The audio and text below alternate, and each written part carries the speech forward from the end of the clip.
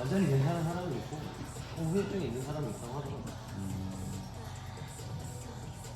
그러니까 이 막을 제거했다 그래서 그것 때문에 오는 불안정 속은 없대. 아, 진짜. 그죠? 그 막을 제거했다 그래서 그러니까 그 막을 제거했기 때문에 통증이 일어나는 건 아니야. 아,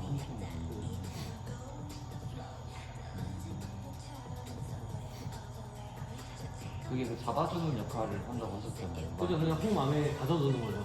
네. 네. 근데 그 가둬두지 않음으로써 통증이 안 생긴다 말씀이시죠? 그 막을 제거했다 그래서 그것 때문에 생기는 통증은 아니야. 근데 뭐 걸릴 수는 있겠죠. 조금씩 그 자리를 조금씩 이탈하면. 근데 이탈하면서 나오는 통증은 그 사람이 알 거예요. 그냥 뭔가 힘줄이 걸리는 느낌이 납니다. 네. 왜 아프다고 하시는? 그러면 손목 안정성을 테스트하는 거죠. 그냥 그럴 때. 그냥 손목 수술하면은 안 그래도 불안정하고 못 썼었고 아프니까. 그리고 손목 뭐 팔을 바닥에 짚을 때 이 짚는 모양 자체가 이상할 수도 있고 그렇지 않을까요? 근데 생각해 왔는데 저번 수업 시간 때 이렇게 거울에서 같이 이렇게 쭉 하는 그 호흡 같이 해봤잖아요. 그 호흡을 이제 왜 해야 되는지 중요성하고 개선을 어떻게 해야 될지 그거랑 이렇게 죽으신 분들이 많잖아요. 네. 거의 다 뭐 자기 라우드 숄더 같다, 우리가 어떻게 된 것 같다고 하시는데 저도 그렇고 그거를 어떻게 대처하고 개선하면 좋을지 그거를 오늘 듣고 싶었습니다. 아, 네.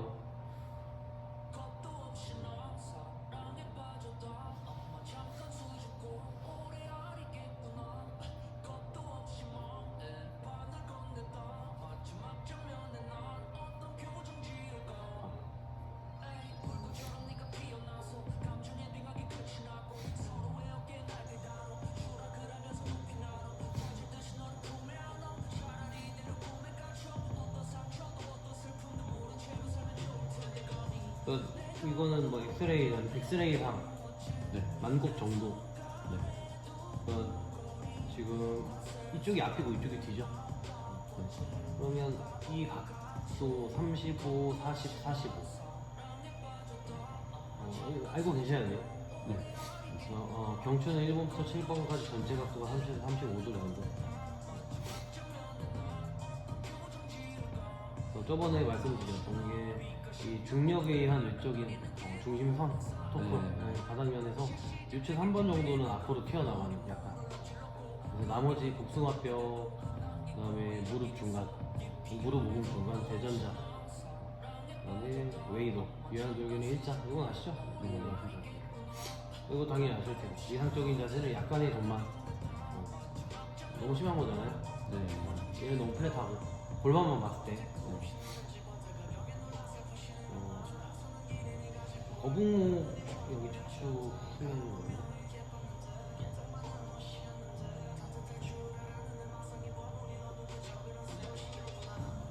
자, 이거로 보시면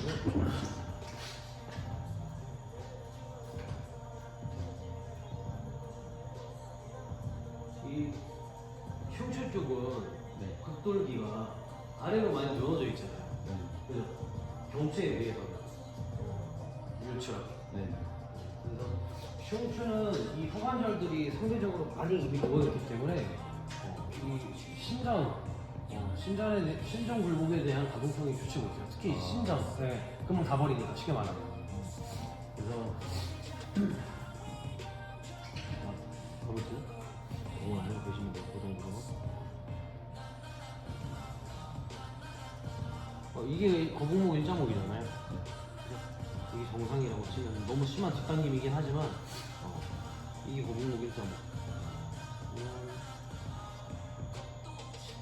여기는 거북목 내용이 있는데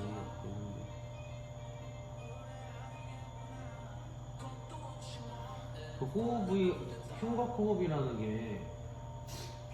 네.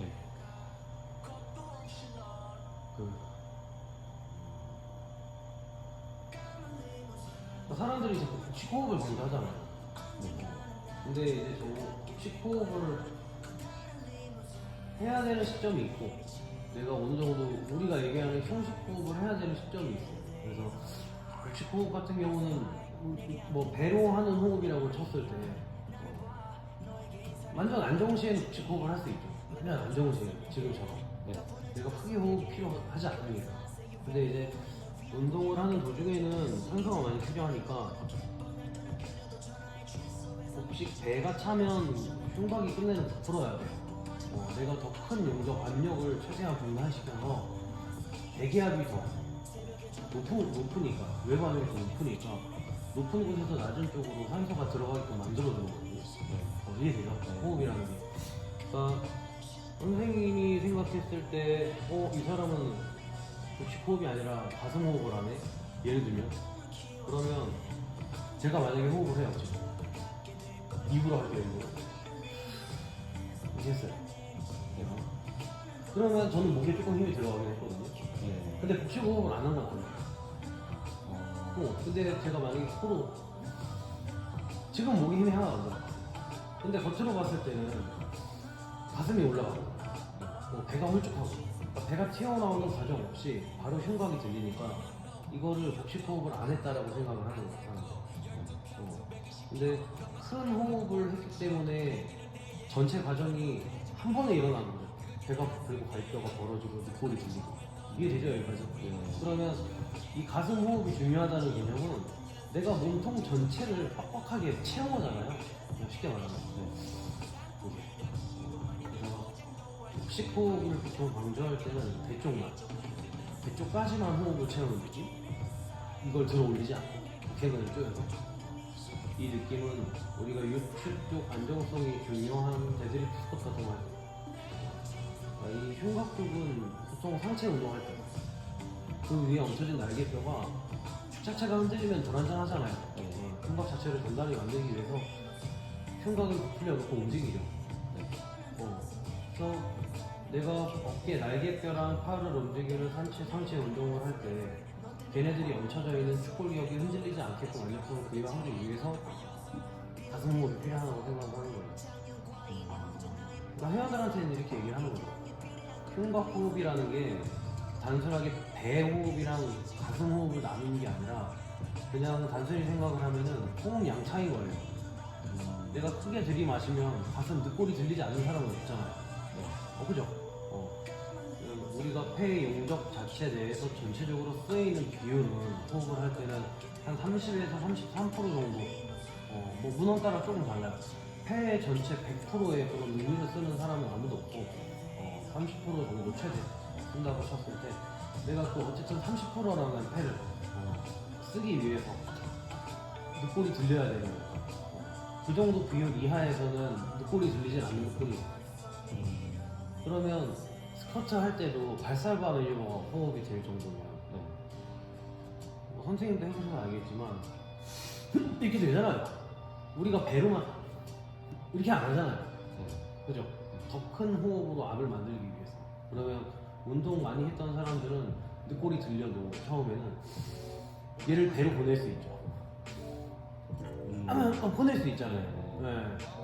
반대로 우리는 배로 복식 호흡을 해도 저번에 했던 것처럼 가슴으로 이 압을 보낼 수 있고 압을 보낸다는 건 배를 쪼이니까 그죠? 여기 압력이 증가하니까 이쪽으로 올라간다는 개념이긴 한데 왜 필요하냐면 안정성 때문에 그게 다예요. 흉곽 호흡. 그리고 더 큰 호흡이 필요할 때는 당연히 흉곽 호흡이 돼야 돼요. 그래서 마라톤 선수들 뛸 때는 2,000호흡까지 많이 쓰겠죠. 운동, 스트렝스 훈련을 할 정도의 운동 강도, 이 사람의 심박수가 150 이상 됐을 때는 어느 정도 2,000호흡을 쓰게 해야 돼요. 자꾸 복식 호흡을 강조하면 현기증 나요. 스쿼트 같은 거 특히. 그럼 뭐 이유는 이 정도면 된 거죠. 다른 이유가 없거든요. 이 호흡이 중요한 이유가 그게 다거든요. 자꾸 복식 호흡을 강조하면 회원은 배만 부푸는 느낌만 낼 테고 이건 뭔가 다른 호흡이라고 생각을 하니까. 그러니까 되게 지치는 하체 운동할 때, 스쿼트 할 때 배에만 공기를 불어넣고 힘을 주면 전체 해운량이 굉장히 적어지니까 당연히 현기증이 나는 거예요. 호흡량 때문에도 안정성도 어떤 분은 뭐 스쿼트 같은 동작을 할 때 숨을 마시는 동작에서 입으로 하지 말라고. 입으로 하면 안 되죠. 네. 코로 호흡을 해야 네. 산화질소 때문에 코 호흡을 해야 쉽게 말하면 혈관이 확장돼요. 호흡이랑 호흡이랑 조금 달라요. 조금 쟤는 프로토콜 자체가 달라요. 그래서 호흡을 해야지만 몸에서 산화질소가 발생을 하면서 걔네가 하는 역할이 혈관을 확장시키는 거거든요. 그러니까 혈관을 확장시키는 쉽게 말해서 산소가 이동하는 경로가 두꺼워지는 거잖아요. 그래서 이제 그런 효과 때문에 보통 호흡을 강조하죠. 입으로 호흡하지 말라고. 호흡을 하라고. 그 마실 땐 코로 하고 이제 뺄 때는 뭐 뺄 때는 입으로 하라고 하는데 그냥 어떤 사람들은 입으로 내뱉는 것 자체가 뭐 중요한 건 아니고 코로 들이마시는 행위가 중요하고 코로 호흡을 한다는 게 중요하기 때문에 뭐 이 사람이 코로 들이마시고 입으로 내뱉는 게 익숙하지 않다면 그냥 코로만 호흡을 하게 하라는 거예요. 근데 이제 내쉬는 호흡이 코로 하는 것보다는 입으로 한 번에 내뱉는 게 우리가 했을 때 소리를 내는 느낌이잖아요. 입은. 하면은 배에 힘들어가는 것처럼 코로 내뱉으면 오래 걸리죠. 코 안정성 때문에 내가 근육에 힘을 주기 위해서 보통 입으로 내쉬라고 하는 거죠. 운동을 할 때는. 일상생활 중에서는 코로 마시고 입으로 내뱉는 게 필요가 없죠. 그냥 코로만 하면 되잖아요. 근데 운동할 때는 입으로 내쉬는 게 좋긴 하죠. 힘을 주기 위해서. 입으로만 하면은 어떤 게 발생하나요? 건조하죠. 이게 건조해지죠. 이게 말이죠. 그것도 저희가 배웠었는데 입으로 호흡을 하면 안 좋은 점이 기억이 안 나요. 이거를 최근에 어떤 외국 박사가 어떤 프로그램에 나와서 한번 했었어요. 이걸 다뤘었어요 최근에. 근데 저도 그 프로그램을 본 게 아니라 그냥 인스타나 유튜브에 떠도는 걸 한번 봤어요. 걔가 되게 좀 쉽고 자세하게 설명을 해주긴 했는데 그거 까먹었네 나도. 그 박사가 누군지 아시나요? 이름 몰라요. 그냥 외국 박사. 의사예요. 의사인데 박사 의사도 교수죠. 그럼 저런 스트렝스 동작을 할 때 일단 코로 쉬면 되는 거니까 같이 해도 상관없다고 생각하시나요? 그러니까 예를 들어 노래하는 사람이 코랑 입으로 같이 마시는 거야? 아니면 코로 들이마시고 입으로 내뱉는 거? 마실 때 같이 마시는 건 상관없는지. 그거는 저도 몰라요. 저도. 모르는 거 안 할 수 없어. 근데 코로 하라고 보통 하죠. 근데 나도 모르겠네. 근데 복싱 선수나 노래하는 가수들은 걔네는 이제 뭔가 코어에 힘을 준다기보다는 복싱은 빼고 노래 같은 빠른 호흡이 중요한 거기 때문에 같이 마시라고 하죠. 보통 노래하는 사람이. 많은 호흡을 짧게 빨리 들이마셔야 더 풍부하게 발성을 하니까. 근데 저는 입으로 마시면 안 될 것 같긴 하거든요. 그 효과 때문에. 호흡의 효과 때문에. 저는 그냥 코로 마시는 게 좋다고만 배웠어요. 근데 뭐 모르겠어요. 요즘에 뭐 어떤지. 대표님은 만약에 스쿼트 예전에 하실 때 마시시잖아요. 그러면 여기가 이제 단단해질 텐데 어디가 단단해지는 느낌이 드시나요? 스쿼트.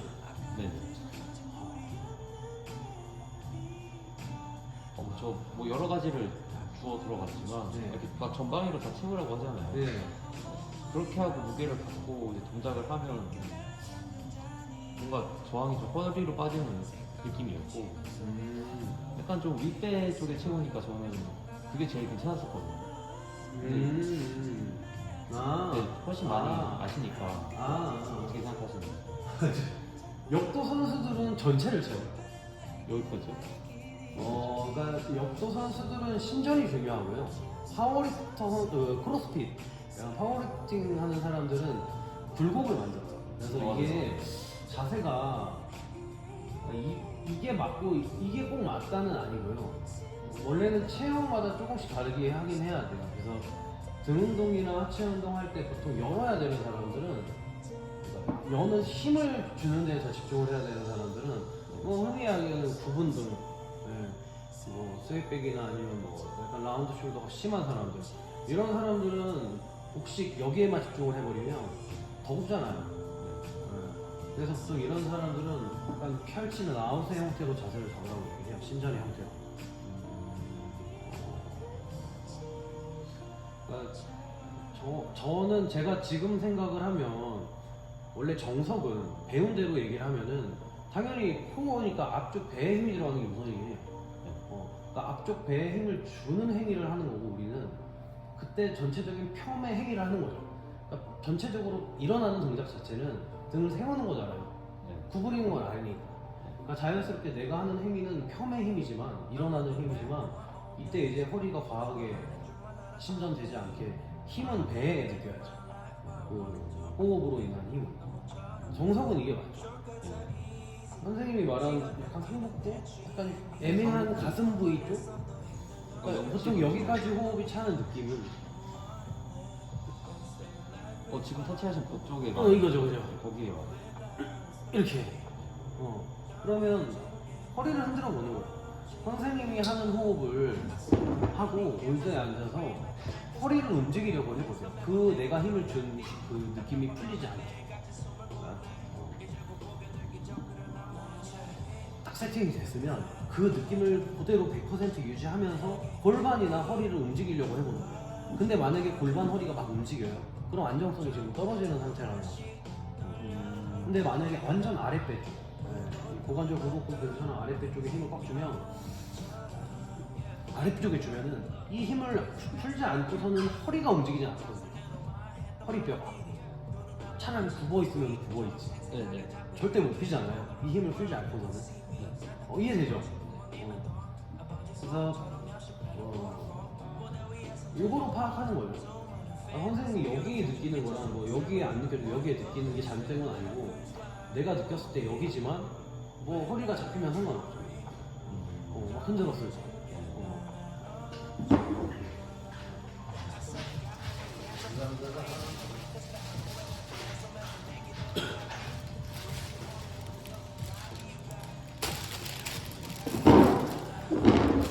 근데 이 회원들은, 저는 회원들한테는 조금 그러니까 처음이랑 끝이 좀 다르게 알려줘요. 그러니까 운동을 잘하고 막 요추의 독립 이런 거, 어쨌든 스쿼트는 폄의 힘이니까, 신전의 힘이니까 후연 사슬 근육들이 더 중요한 거잖아요. 전면에 힘을 주는 건 아니니까. 근데 배에다 힘을 준다는 개념 자체는 앞쪽으로 구부린다는 개념인데, 회원들이 생각했을 때. 근데 이거를 상급자들은 알죠, 그죠? 무슨 의미인지를 다 파악을 하잖아요. 배에 힘을 주지만 허리는 펴는 게 맞구나. 완전 반대지만 이걸 이해하잖아요. 근데 초보자분들은 몸을 그렇게 못 움직이죠. 이해도 못하고 몸을 그렇게 등식할 수도 없죠. 그러니까 우리는 2도에 힘주면서 3도를 뻣뻣하게 만들 때 있잖아요. 그죠? 약간 뻣뻣하게는. 축은 아니죠, 못하는 축은. 그러니까 이거는 못하기 때문에 처음에 알려줄 때는 신전 먼저 알려줘요. 당연히. 그러니까 약간 좀 허리가 꺾이더라도 완벽한 펴을 먼저 만들고, 그 안에서 이제 회원님이 느꼈을 때 허리 통증이 난다고 하면 그 허리 통증은 복직근이 잡는 겁니다 라고 얘기하는 거죠. 근데 처음부터 복직근에 힘을 주고 배를 쓴 다음에 허리를 펴는 행위는 완전히 주전근과 기라는 개념이 반대가 돼버리는 거예요. 펴이 먼저고, 그 안에서 얘가 안정성을 구해야 되는데 얘를 먼저 잡고 허리를 펴면 이건 좀 반대긴 하죠. 근데 제가 선생님한테 이걸 반대로 알려주는 이유가 있어요. 저는 그렇게 알려주거든요, 반대로. 상급자들은. 상급자들은 이걸 이해하니까. 얘를 주동근으로 만들진 않아요. 이걸 더 중요시 생각을 하지.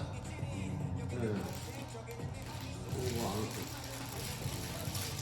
그래서 처음에 스쿼트 같은 경우는 앉기 전에 보통 세팅을 끝내잖아요. 하고 앉잖아요. 무거운 무게는. 그러면 그때 잡아놓은 세팅이 깨지면 안 되기 때문에 굴곡을 시켜놓으면 안 되긴 해요. 복직근 너무 과활성화 시켜서 내가 스쿼트 자세가 안 그래도 바가 약간 목 뒤에 달려있으니까 완벽하게 엉덩이를 잡힐 수는 없잖아. 허리로, 등허리로. 안 그래도 굽어 있는데 살짝. 네. 네. 그러니까 여기서 복직근 더 잡아버리면 그 후만 라운드숄더 심한 사람들은 경추 일정까지 그 폄의 힘을 효율적으로 쓸 수가 없죠. 애초에 깨져버려요.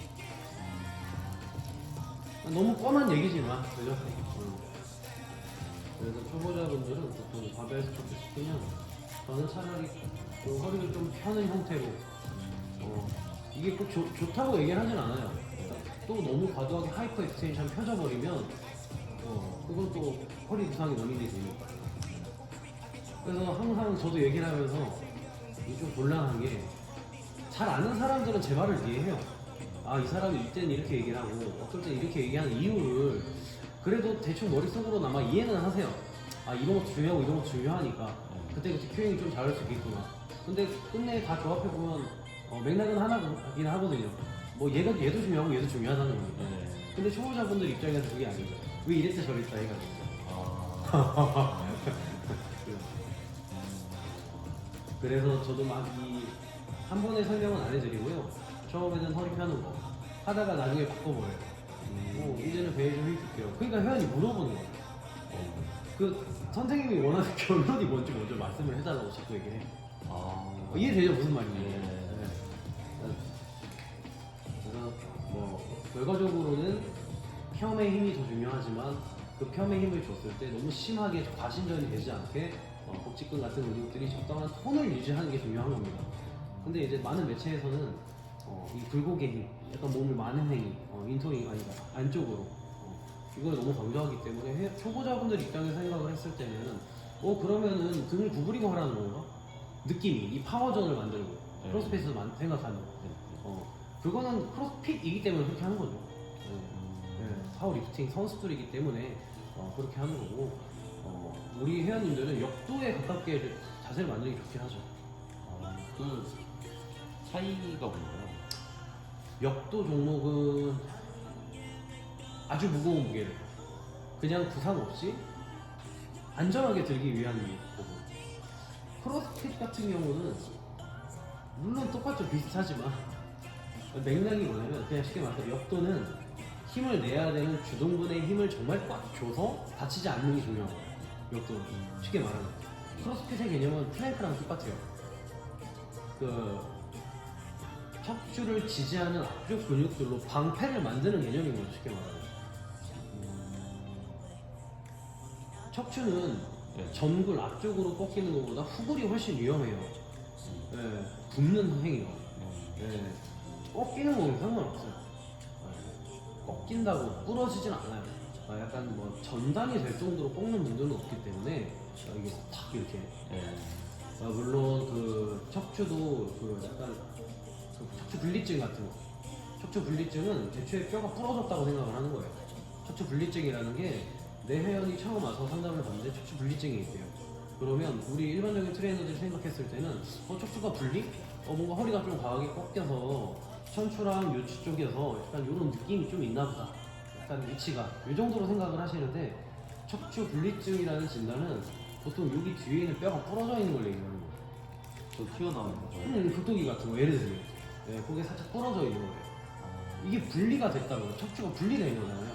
그래서 척추 분리증은 보통 그 엑스레이 찍었을 때 뼈가 부러졌을 때만 척추 분리증이라고 진단을 해요.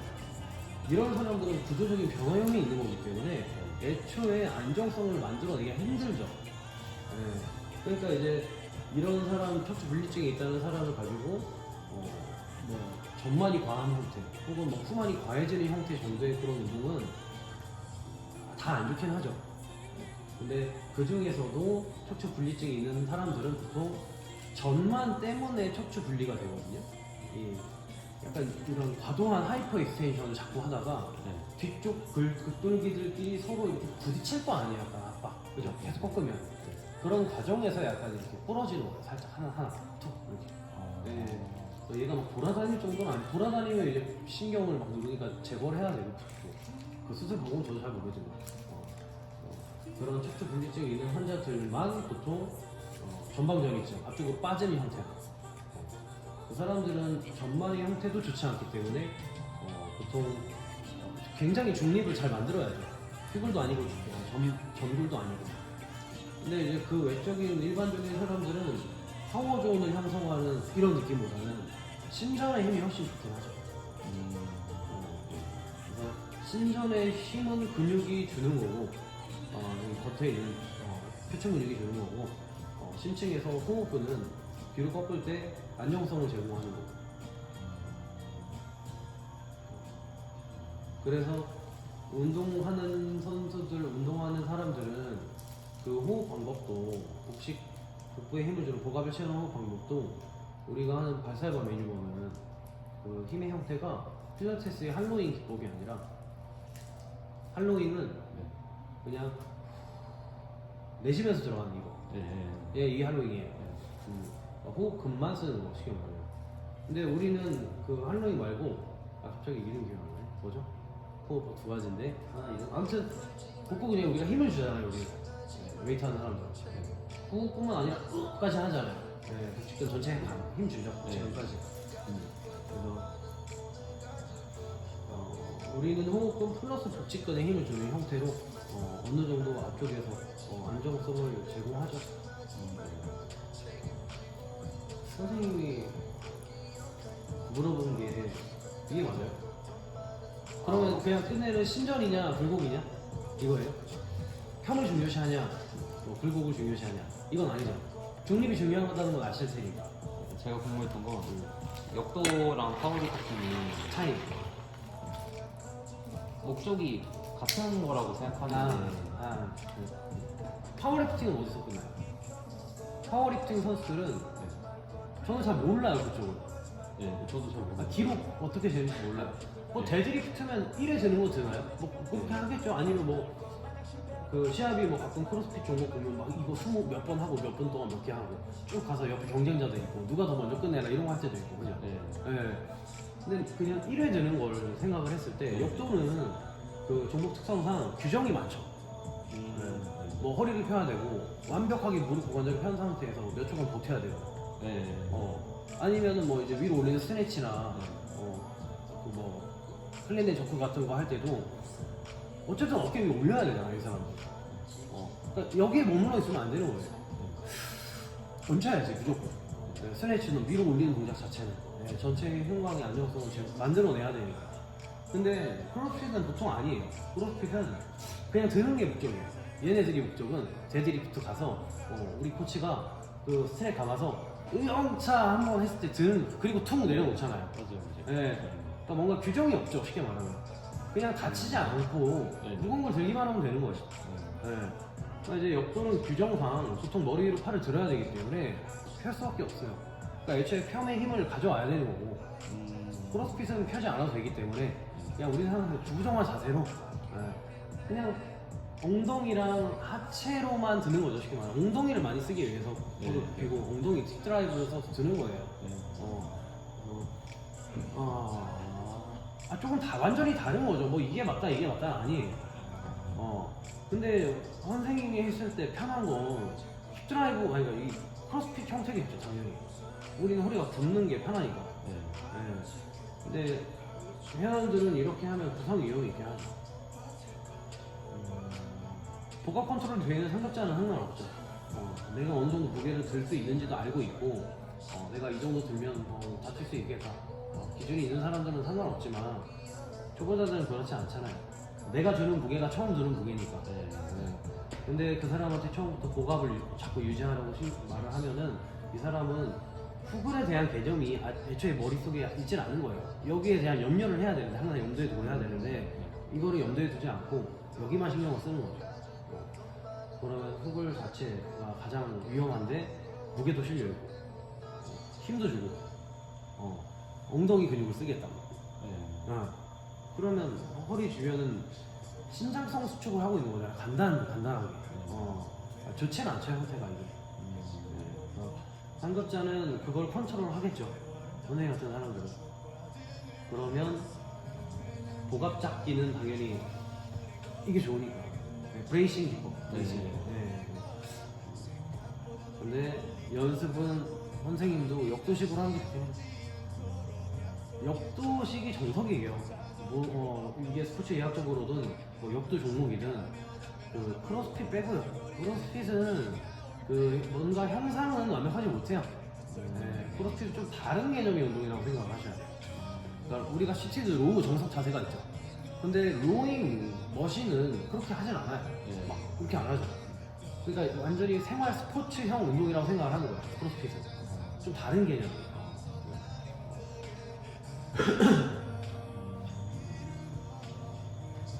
아 근데 어느 정도 차이를 이해했습니다. 네. 그런 올린다는 게 크로스핏 같은 경우는 다리를 많이 벌려도 되더라고요. 네. 벤치프레스 할 때도 막 기록 잴 때 막 이렇게 들고 하잖아요. 맞아요. 그런 게 허용되잖아요. 네네. 크로스핏은 또 완전히 와이드로 다리 벌리고 네. 내가 허리도 말면 조금만 들어도 되잖아요. 맞아요. 그래서 그렇게 많이 만다고 하더라고요. 기록 경쟁이. 네. 근데 욕구는 그게 아니라 규정이 있기 때문에. 이제 그런 것들을 이렇게 운동하면서 해야 될 텐데 네. 안정성이 기반이 돼야 되잖아요. 그렇죠. 대표님이 즐겨 하시는 선생님들 안정성 길러주는 동작들이 있으신 건가요? 저는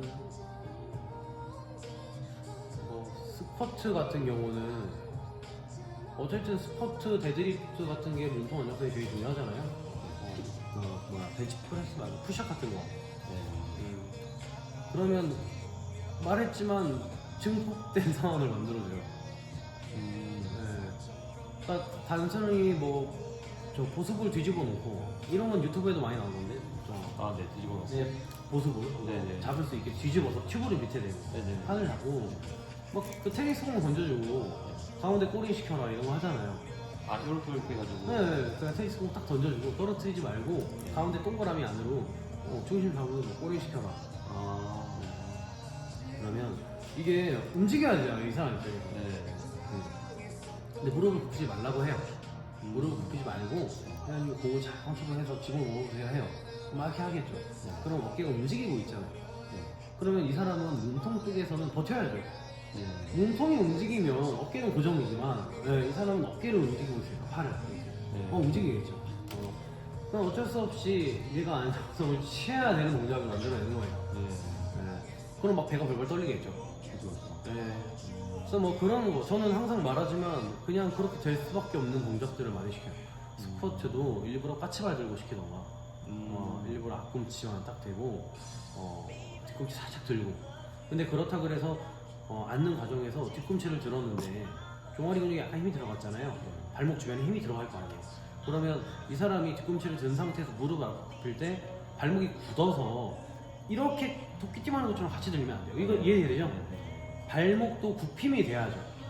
뒤꿈치를 들고 있지만 여기서 멈춰져 있고 이렇게 발목이 가야 돼. 그러면 무게중심 자체가 앞으로 쏠리는 게 아니고 이 최대한 앞꿈치 근처 중앙으로 유지가 되고 있는 거기 때문에 떨려요. 균형을 잡기가 더 힘들어졌잖아요. 굉장히 좁은 기저면에 의해서. 그러면 일을 더 많이 하겠죠, 얘네가 당연히. 그래서 이런 걸 주로 하죠, 저는. 아, 그거를 무게를 들고 할 수 있는 분이 계세요? 앞꿈치. 가벼운 거 들고 하죠. 20kg 이런 거 안 해요. 그냥 저기 안에 있는 메디신볼 같은 거 하나 잡고 하던가. 거의 안 잡고 하고 그냥 맨몸으로. 되게 어려울 것 같아요, 지금. 어렵고. 아니면 TRX 저거 서스펜션 운동이죠. 천장에 다는 거 노란색. 저거도 매달려서 하는 운동도 많잖아요. TRX 서스펜션 운동 되게 많아요. 엎드려서 바닥에서 할 수 있는 것도 되게 많고. 그 다리를 걸고 마운트 클라이머 같은 것도 할 수 있고. 복부 운동 되게 많아요. 아, 이렇게 접었다 폈다 하는 거예요? 바닥을 잡고 푸시업 자세에서 다리를 최대한 길게 해서 한 정강이 정도 높이에 최대한 맞춰놓고 발 한쪽씩 걸고 무릎 끌어올리게 하는 거죠. 그럼 다리가 떠 있잖아요. 그럼 배에도 힘이 들어가요. 왜냐면 루프가 흔들리고 움직이고 있고 내 몸이 힘을 빼면 막 이렇게 왔다 갔다 하거든요. 그래서 힘을 딱 줘야겠죠, 이렇게. 그러니까 자연스럽게 코어에 조금 더 집중을 하게 되죠. 저런 데서 하면. 다리를 그냥 바닥에서 아예 떼버리면. 근데 일반적으로 마운트 클라이머 할 때 회원님들이 바닥에 발을 한쪽을 대고 있으면 그냥 그 자체만으로도 어느 정도 밀리지 않으니까 그 발에 미는 힘으로, 하체의 힘으로 코어가 물론 활성화가 되지만 저것처럼 크게 되진 않죠. 근데 저건 난이도가 좀 높아요. 그래서 TRX 운동이 좋아요. TRX 운동이 굉장히 좋아요. 저거를 좀 알아보세요 선생님. 유튜브 치면 엄청 많이 나와요. 네, 저거 등할 때 가끔 네, 쓰는데 그래서 TRX 운동들 뭐 복부 운동도 많고요, 하체 운동도 많이 할 수 있고. 네. 그래서 저거 줄을 저희 막 저 뒤에 있는 약간 좀 풀업 보조 밴드 저쪽에 정수기 옆에 예. 이런 거 조합을 하면은 저기다 뭐 다리 얹혀서 그 브릿지 동작인데 브릿지 동작에서 이 다리 약간 움직이는 햄스트링 운동도 할 수 있어요. 네, 예를 들면 허공에 떠 있으니까 다리가. 뭔지 알겠어. 네, 약간 그런 식으로도 할 수 있으니까. 저거에서 이제 이렇게 당기는 동작 네, 하잖아요. 하는 거. 이거 네. 되게 즐겨 하는데. 네. 근데 저게 좀 높아요. 여성분들이 하기. 예. 예, 천장 너무 높게 달려 있어서 이 아. 기울기가 남자들은 그나마 좀 이렇게 가슴 쪽으로 좀 끌려오는데 그죠? 네. 예, 여성분들은 거의 뭐 어깨로 끌려가니까. 손으로. 맞아요. 그 높이 조절을 선생님 좀 해주셔야 돼요. 저는 우드박스 같은 거 갖다 놓고 할 때도 있고 제대로 할 때는 네. 좀 우드박스 밟아주고 안 그러시고. 네. 이렇게 했을 때 다 한 절반 이상인 분들은 다 카멜이 여기 아프다고만 하시더라고요. 네. 이게 좀 그럴 때 좀 어떻게 알려드려야 되나. 팔이 아플 때 네. 제일 쉬운 큐잉은 날개뼈를 먼저 움직이라고 하는 거죠. 네. 그래서 그 제일 쉬운 알려주잖아요. 큐잉. 뭐 매달려서 포토스 쓰지 말고 네. 해라. 네. 이런 것도 알려드려보고 좀 몸 쪽에 좀 많이 스치게 좀 해보시라. 그죠. 그런 거. 그렇게도 해보는데 그래도 폐만 아프다고 그러셔가지고 그래도 좀 곤란한 것 같아요. 어떻게 해야 되지? 그냥 보통 이두근에 힘을 주면 네. 손가락을 갈고리처럼 이렇게만 만들고 네. 예를 들면 이렇게만 만들고 걸어요. 그 다음에 팔꿈치를 뒤로 밀어요. 우리가 생각하는 광배근이 그런 이런 느낌이라 팔꿈치를 굽히는 느낌. 팔꿈치를 굽히려면 네. 질 수밖에 없거든요. 얘가. 네. 네. 이해되죠? 네. 이렇게 돼야 돼요. 무조건 전화는 같이 힘 들어가야 되기 때문에. 그러니까 회원님 입장에서는 그립을 꽉 잡는 것보다는 그냥 걸어 잡는 게 연습하는 데도 좋죠. 맞아. 그래서 꼭 저런 걸 차고 네. 스텝 차고 하면 그렇죠, 그렇죠. 스트랩 차고 네. 그립을 일부러 꽉 잡지 말고 연습할 때 좀 가벼운 무게. TRX 저거 좀 무거워요. 체중 지지 운동이기 때문에. 그래서 그냥 걸어만 놓고 회원님 이거 팔꿈치로 당겨가면은 유지되는데 회원님이 이두근에 힘주면 무조건 그립 감겨요. 이렇게 감겨요 무조건. 네. 예. 그러면 감기지 않게 끌어와 보세요. 이렇게 연습을 시키는 거예요. 자꾸. 아주 가벼운 무게. 뭐 로우면 5kg 이렇게 해서. 그래서 그 감각이 조금 익숙해져야 하지만 이 사람이 다른 운동할 때도 그런 식으로 하지. 우리가 말을 했을 때 회원님 팔 상완만 움직이세요. 상완이 전원을 가져오는 느낌으로 하세요. 팔꿈 뒤로 미세요 해도 몰라요 그 사람은. 예. 제대로 하고 있는지 아닌지 모르잖아요. 우리가 대충 뭐 이렇게 추측만 하는 거지. 그 모습만 파악해서 당연히 힘을 주고 있겠죠 이 사람은. 네. 저 자체가 두꺼워진다면 어떨까요? 저 그립이 두꺼워지면 이런 더 힘들죠. 이걸 잡으려고. 그립이 두꺼워질수록 파악력은 더 세게 들어가요. 네, 그래서 덤벨은 얇은 걸 되게 많이 선호해요 사람들이. 네, 두꺼우면은 프레스 할 때는 상관없죠. 네. 근데 이제 당길 때는 파악력이 필요하잖아요. 강력이.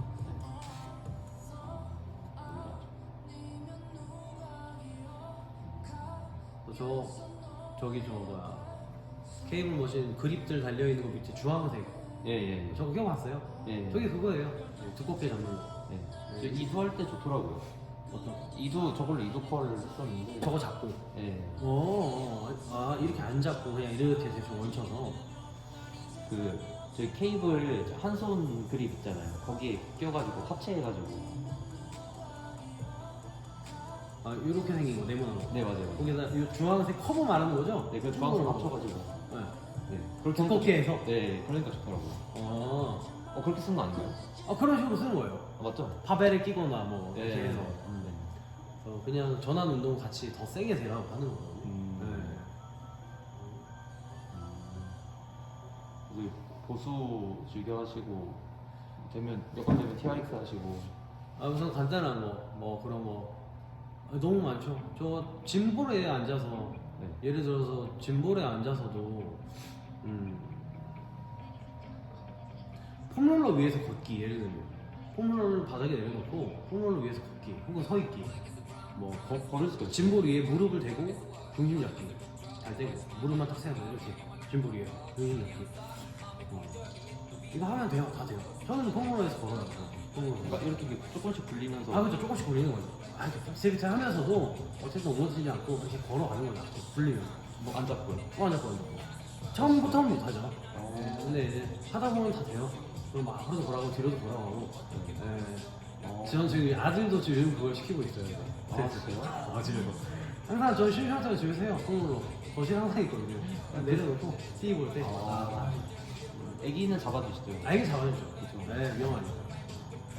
운동신경이 되게 좋은가 봐요. 애기?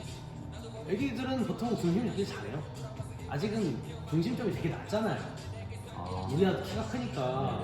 네, 일단 저는 이제 초등학교 한 2학년인가 때부터 스키를 탔는데, 네.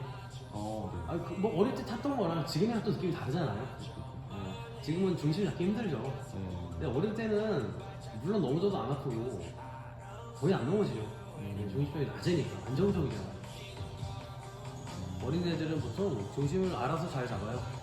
아무것도 모르는 완전 어린애들도, 돌선 애들도 이렇게 손바닥 위에 다리 딱 잡아주고 묻혀놓으면 조금 무릎을 펼 수 있는 애들 서 있어요. 이렇게 자기가 중심 잡고. 여기 발이 다 들어가 있는 거예요. 또 이렇게 다리를 붙이고 이렇게 하면은 알아서 서요. 맞았어요? 조금만 이렇게 해주고. 그 몸에 있는 수용이들이 알아서 하는 거예요. 그런 것들을 조금 어릴 때 잘 입력을 시켜놔요. 그럼 나중에 도움이 많이 돼요. 운동을 많이 하면 되니까.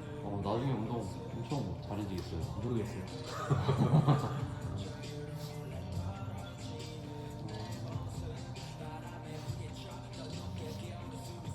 벤치프레스 같은 거 할 때도 네.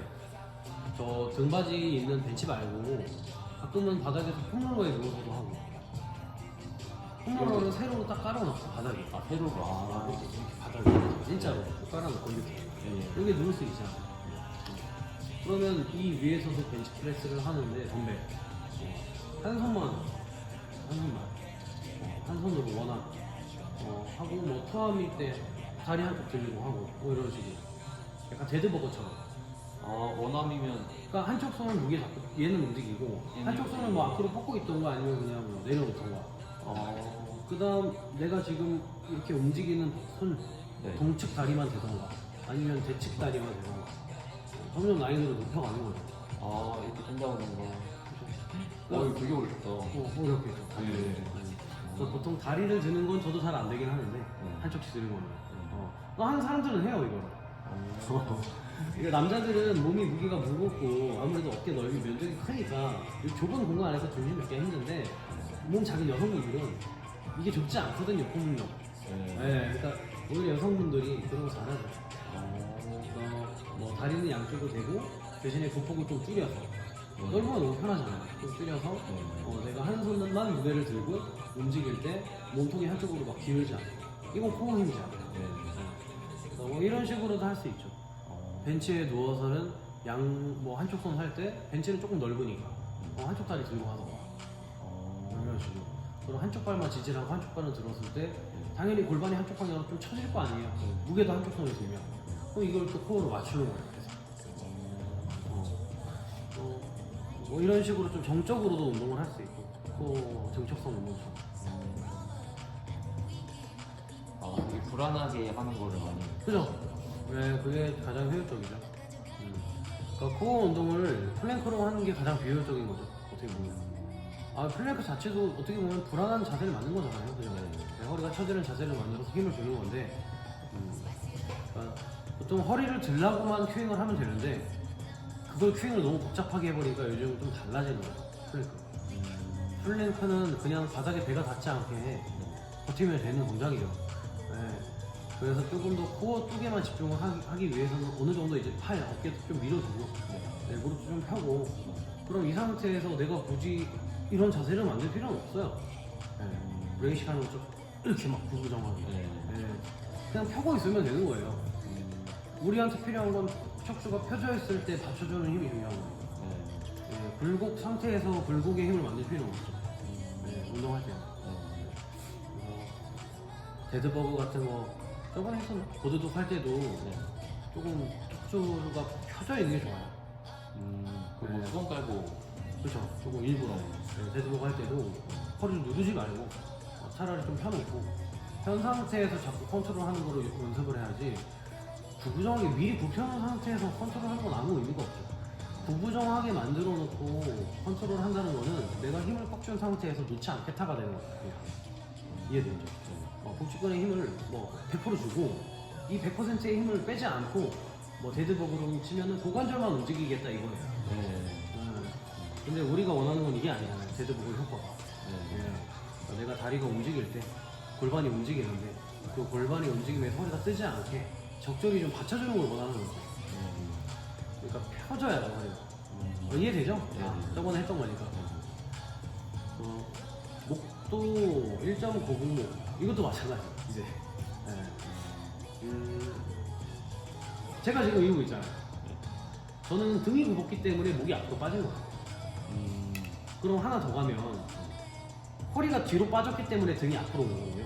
지금 요추가 뒤로 빠졌기 때문에 무게중심 맞추기 위해서 등이 앞으로 오는 거고, 그리고 더 밑은 좌골, 골반뼈가 기울어졌기 때문에 제가 고관절 굴곡근의 힘을 빼고 있기 때문에 골반이 뒤로 눕혀지고, 골반이 눕혀지면서 허리뼈가 뒤로 빠졌고, 무게중심 넘어지지 않기 위해서 등을 앞으로 숙인 거고. 그러니까 숙였기 때문에 머리 무게가 무거우니까 밑으로 쳐져 버린 거죠. 제가 힘을 막 주고 싶진 않으니까. 근데 선생님은 봐야 되니까 후두골 바로 밑에 있는 경추 1, 2번 과하게 신전해서 후두 하근 쪽 긴장시킨 상태로 앞에 오는 거죠. 이해되죠? 그럼 경추 밑단부터 시작해서 지금 전체 골반 끝 꼬리뼈까지는 저는 신전의 힘을 하나도 주고 있지 않은 거죠. 아니 물론 톤은 유지되겠지만 이해되죠? 그러면 원인은 뭐예요? 이 거북목의 원인은 앉은 자세에서는 고관절 굴곡근인 거예요. 그죠? 고관절을 굴곡근에 힘을 줘서 뭐 내가 우선 골반을 끌어당겨야죠. 허리를 펴는 것보다도 이게 먼저예요. 허리를 피면서 골반을 끌어오는 게 아니라 허리는 굽혀놓고 요추를 아직 펴지 않고 허벅지 힘으로 골반을 끌고 가는 느낌을 먼저 받아야죠. 이해되죠? 이해되죠? 그럼 지금 이렇게 되겠죠, 그죠? 그럼 이렇게 만들어 놓은 상태에서 골반 세웠죠? 이제 허리를 피죠. 이렇게 하면은 굴곡근이 버티는 힘이 느껴지실 거예요. 이해되죠? 허벅지 딱 힘 들어가잖아요. 그러면 거북목인 사람들은 얘네 운동을 먼저 해야 돼요. 고관절 굴곡근 이쪽부터 골반부터. 그죠. 뭐 앉은 자세에 앉는 거 방법. 그래서 벤치에 앉을 때 허리 펴세요. 그럼 보통 두 가지를 같이 주죠, 사람들이. 허리를 세우면서 골반을 들잖아요. 이해되죠? 근데 뭐 이게 자연스럽게 잘 돼서 허벅지도 힘 들어가고 그 다음 허리도 펴지는 거는 상관없어요. 근데 허리만 강하게 내미는 힘, 그러니까 쉽게 말하면 등을 뒤로 가져가면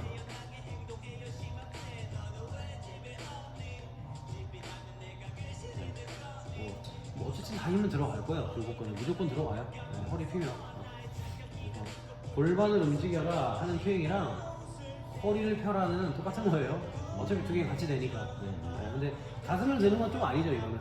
이거는 흉 요추니까.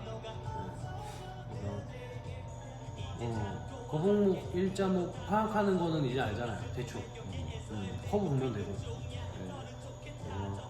운동은 앉은 자세 구성하게 하고, 평상시에 일하는 분이면 사무직, 그 앉은 자세부터 고쳐놔야 돼요. 그러니까 그거 앉은 자세 고치지 않을 거면 저 운동 안 할게요. 전 이런 식으로 해요. 세게. 왜냐면 그 9시간 동안, 8시간 동안 앉아있는데 밥 먹을 때도 앉아있잖아요.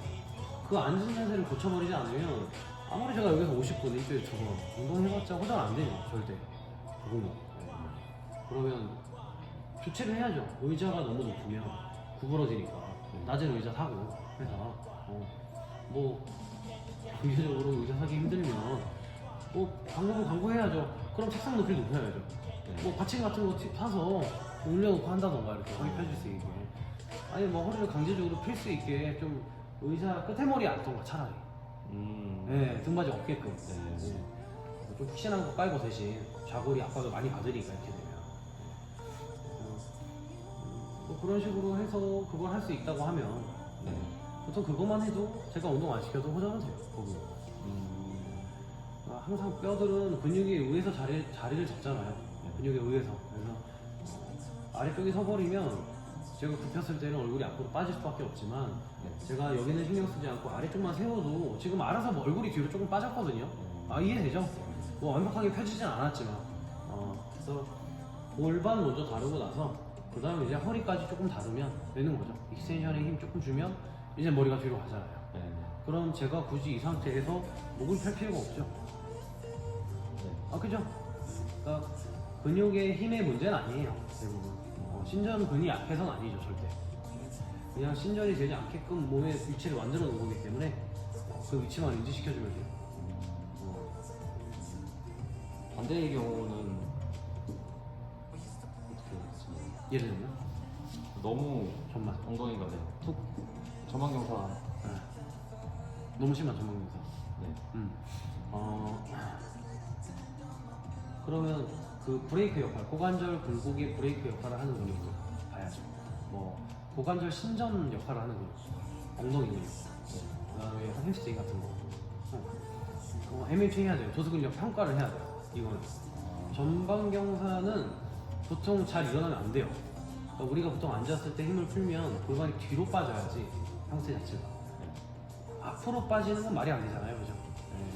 왜냐면 굴곡 자체는 지금 힘을 주는 거고.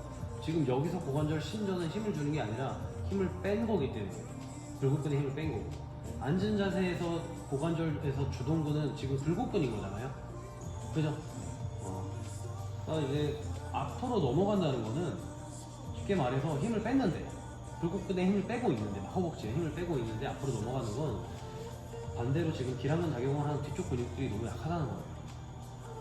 너무 약해서. 그러니까 골반이 정말 이렇게 넘어간 게 맞으면 골반이 정지되어 있고 허리가 과하게 들어가는 분들도 있죠.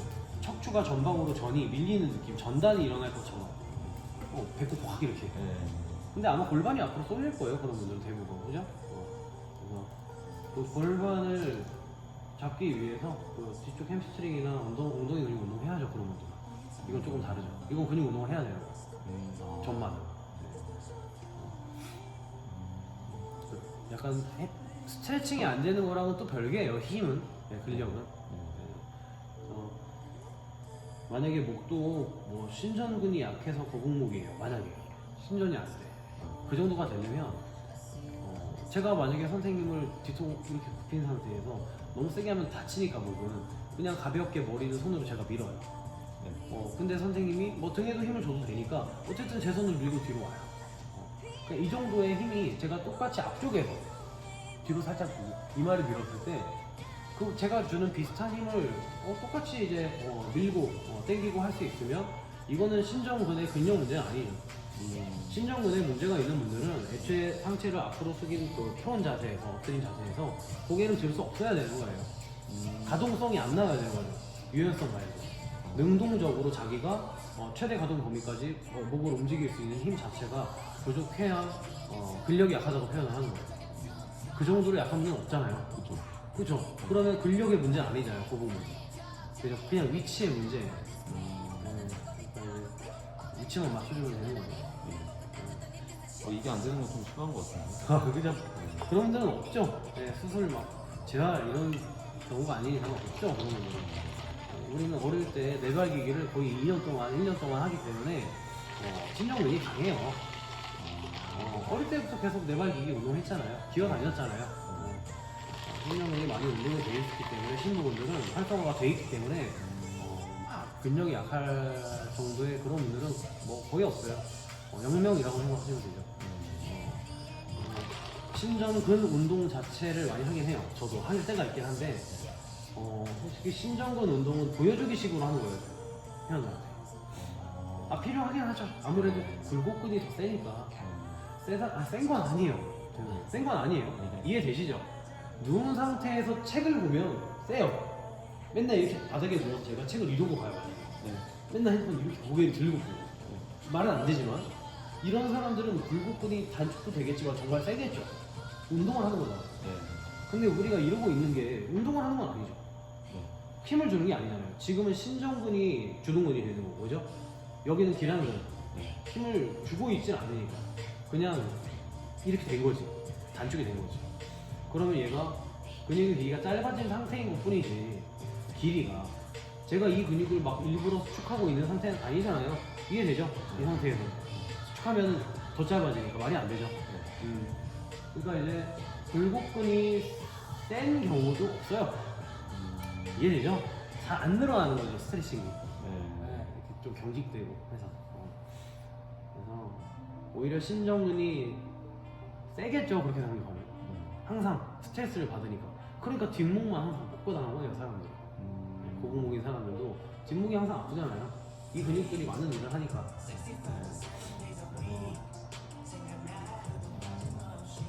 저번에 알려주신 대로 저희가 신전이 세니까 네. 밸런스를 맞추려면 이 굴곡 그죠. 훈련을 신부를 해줘야 해줘야 돼. 맞아요. 그렇죠. 맞아요. 그래서 순서가 신전 운동을 하는 경우는 이 자꾸 굴곡의 패턴으로 진행했기 때문에 조금 변형됐다고 생각할게요. 변형된 이 뼈 모양. 약간 유독 뭐 흉추가 좀 튀어나온 분들도 있고 여기 그 버선목 증후군 들어갔죠. 여기 도톰하게 약간 여기가 이렇게 들어가. 지방이 찬 이렇게 도톰한 분들이 있어요. 이렇게. 목이 많이 이렇게 거북목이 심한 분들은 목뼈가 이렇게 되잖아요. 약간 이렇게 네. 이렇게. 그러니까 여기가 약간 이렇게 튀어나와요. 이게 도톰하게 잡히는. 원래는 여기가 되게 말랑말랑하고 뼈가 딱 만져져야 되는데 목 거북목 심한 분들이 여기 딱 만져보면 이렇게 버섯처럼 약간 도톰해요. 이렇게 딱딱하고. 아무튼 여기에 움직임이 많이 없어서 그렇기도 하고 흉추 경추간에 이렇게 좀 뼈가 뒤로 튀어나와 있어서 그렇기도 하고 그리고 버섯목 증후군이라고 보통 하거든요. 그래서 뭐 이 정도의 사람들은 일자목은 모양의 변이가 생긴 거잖아요. 조금 거북목의 형태가 지금 당장 생겨서 뒷목이 뻐근한 정도는 이건 과도기 통증, 지금 시작되는 통증 자체는 지금 내가 당장 자세를 바로 잡으면 해결은 돼요.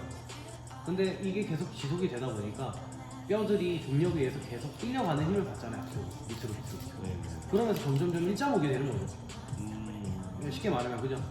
위치가 살짝 달라지는 거잖아요. 어떻게 보면 일자목은 시컬이 유지되는 건 아니니까. 그래서 그 일자목조차도 어쨌든 계속 돌아오긴 해요. 돌아오겠죠. 뼈 모양이 바뀐 건 아니니까. 근데 그런 일자목의 형태를 가진 사람들은 아무래도 이 신전 패턴 자체가 정확하게 여기가 0이라면 1번, 경추 1, 2번에서부터 움직임을 만들지 못해요.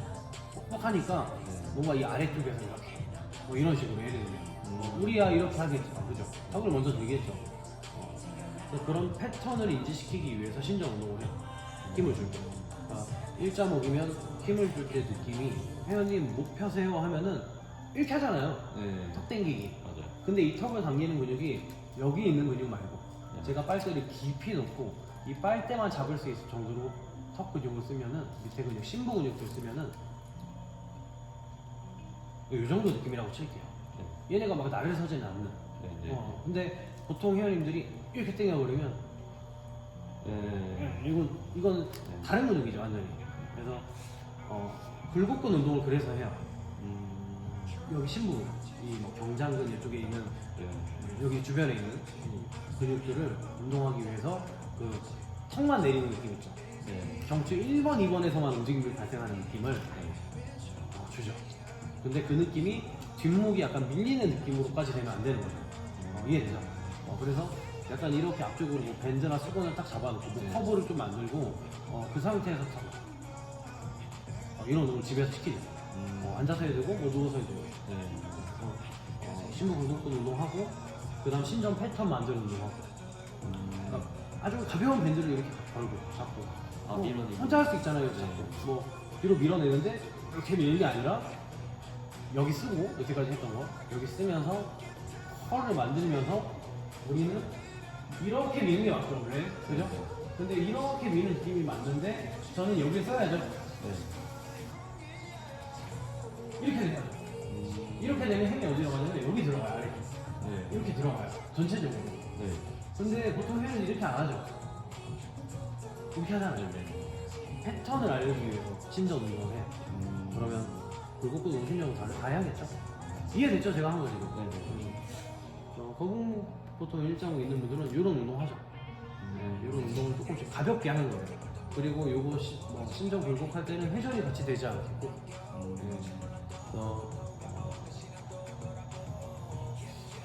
굴곡하고 나서 회전하는 거 혹은 뭐 신전하고 회전하는 거 이런 거 좋지 않아요. 다쳐요. 아시죠? 뭐 회전을 하고 살짝 굴곡하는 건 괜찮아요. 회전을 다 끝내고 나서 위를 보거나 아래를 보는 거는 크게 다칠 이유는 없는데 보통 굴곡한 상태에서 회전을 하는 거예요. 안 좋은 동작. 둘 다 안 좋긴 해요. 힘이 들어가는 동작이거든. 둘 다 안 좋죠. 근데 원래는 더 안 좋은 거는 그 전자가 맞죠. 그러니까 이제 굴곡을 끝내놓고 회전을 하는 거, 신전을 끝내놓고 회전을 하는 거는 뭐 그나마 괜찮을 수는 있지만 회전을 하면서 굴곡을 하는 거.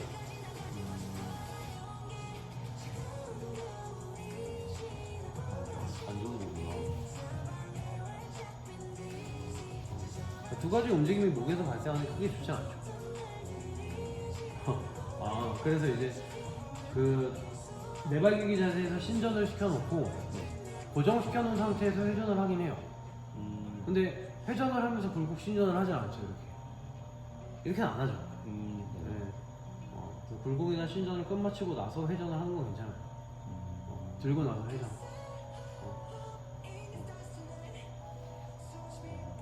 근데 뭐 저 잘 모르지만 이렇게 다양한 방향으로 움직이는 게 그 몸을 자유롭게 써보는 거라 좋다고 막연히 알고 있는데 그게 아닌가 봐요. 목은요. 목은. 뭐 우리야 목 돌리기 같은 거 하잖아요. 네네. 그럼 목 돌리기도 어떻게 보면 회전에서 신전 굴곡을 하는 거예요. 네. 회전을 하면서 신전 굴곡 하는 거죠. 그거 안 다치죠 우리는. 근데 일자목 거북목이 있고 근육이 약한 사람들 여기서 목 돌리는 거 가지고 다칠 일은 없어요. 무리하게 하지만 않으면. 근데 이제 엎드린 상태에서 이미 힘을 주고 있는데 신전근에 힘을 주고 있는 거잖아요. 근데 더 강한 힘을 주면서 회전을 시키면 이럴 땐 다칠 수는 있죠. 힘을 주고 있으니까 강하게. 그럼 뭐 이런 거 생각하시면 될 것 같아요. 우리가 팔을 이렇게 옆으로 들고 외회전, 뇌회전 안 다치잖아요. 웬만하면 공항상. 근데 여기다 내가 만약에 머리 무게가 지금 여기서는 제가 일반적인 사람들이 4.5에서 한 5. 몇 킬로 정도 돼요. 머리 무게가. 근데 앞으로 나갈 때마다 얘가 한 15도였나? 30도. 기억이 안 나요 정확하게. 솔직하게 15도였나 30도 정도 기울어질 때마다 이게 배수로 증가하는 거야. 1.5배, 1.5배, 1.5배. 그러니까 예를 들어서 거북목이 심한 사람들 이 정도면요 제 무게가 예를 들어 5kg라고 치면 여기서 벌써 15kg 이상이 되는 거죠. 거의 예를 들면 그죠? 이 무거운 무게 15kg짜리 덤벨을 이렇게 들고 제가 여기서 내회전 외회전을 해요. 다치겠죠? 이런 느낌이에요. 여기서는 상관없죠. 그냥 엎드려서 힘주고 있을 때는 미리 내 두의 무게를 지지하고 있기 때문에 그때 위험하죠. 이해했습니다.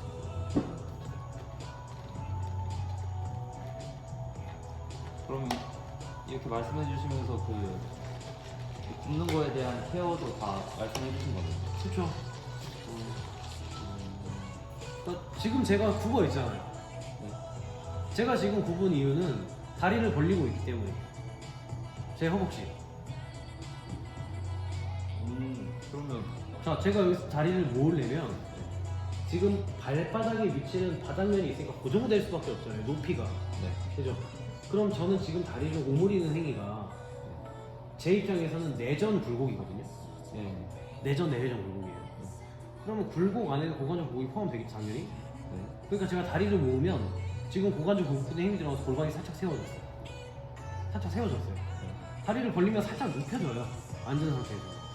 막 힘을 주지 않아도, 크게 힘을 주지 않고 그냥 앉아만 있는다. 등받이에 등을 대지 않고 힘을 좀 뺐어요. 근데 여기서 다리를 모아. 그럼 엉덩이에 힘이 들어가잖아요.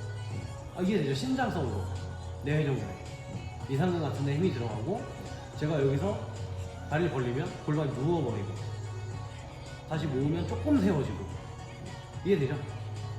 그러면 여기서 굴곡근에 살짝 더 힘주고 골반 세우고 근데 전 이 차이가 크지 않아요. 유연하지 못해서 저는 힘 뺀 상태에서 제가 나름대로 다리를 모았을 때 세워진 정도가 내가 골반을 세워야지 하는 거랑 거의 비슷해요.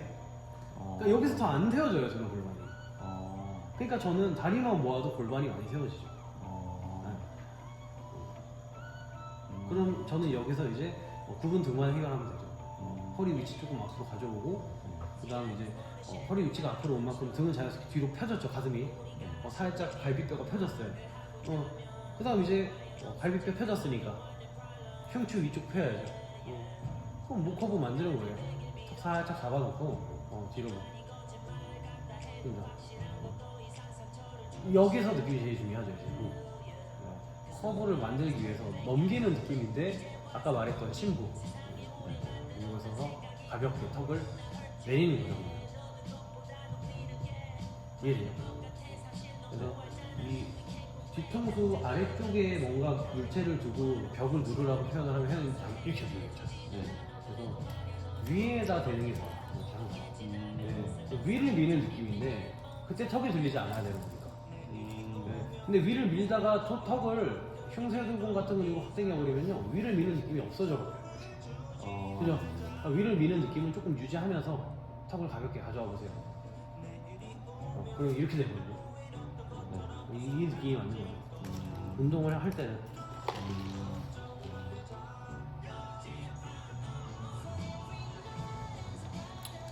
근데 이거 마시면 알겠습니다. 자몽. 예, 감사합니다.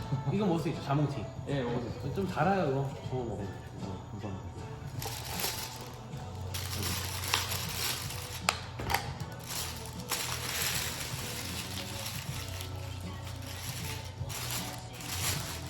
그 유명한 책 중에 백년허리라는 책 있잖아요. 네.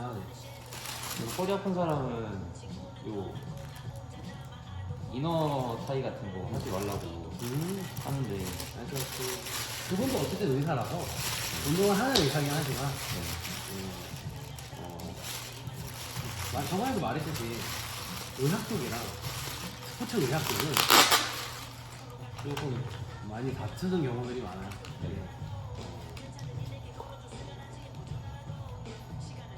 조금 이렇게 생각을 하셔야 될 것 같아요. 의사는 전문가죠, 의사도. 그죠? 근데 의사들이 있는 이유는 내 아픈 통증을 치료해주기 위해서요. 이해되나요? 지금 내가 아픈 통증을 치료하기 위해서. 근데 우리가 얘기하는 스포츠 예약은 스포츠 예약 전문가들이 하는 행위는 의사들은 지금 당장의 통증을 해결하는 게 먼저고 저희는 그 통증의 뿌리를 찾는 역할을 하는 거예요. 그러니까 뭐 예를 들면은 거북목이래요.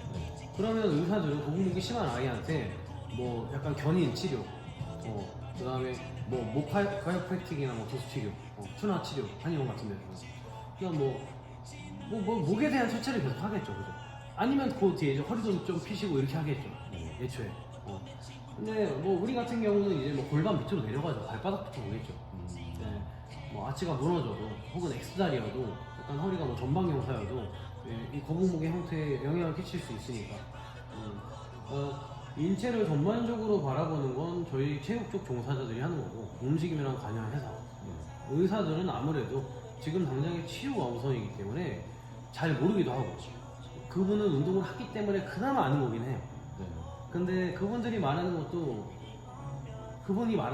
조금 그러니까 좀 이게 다를 때가 있어요.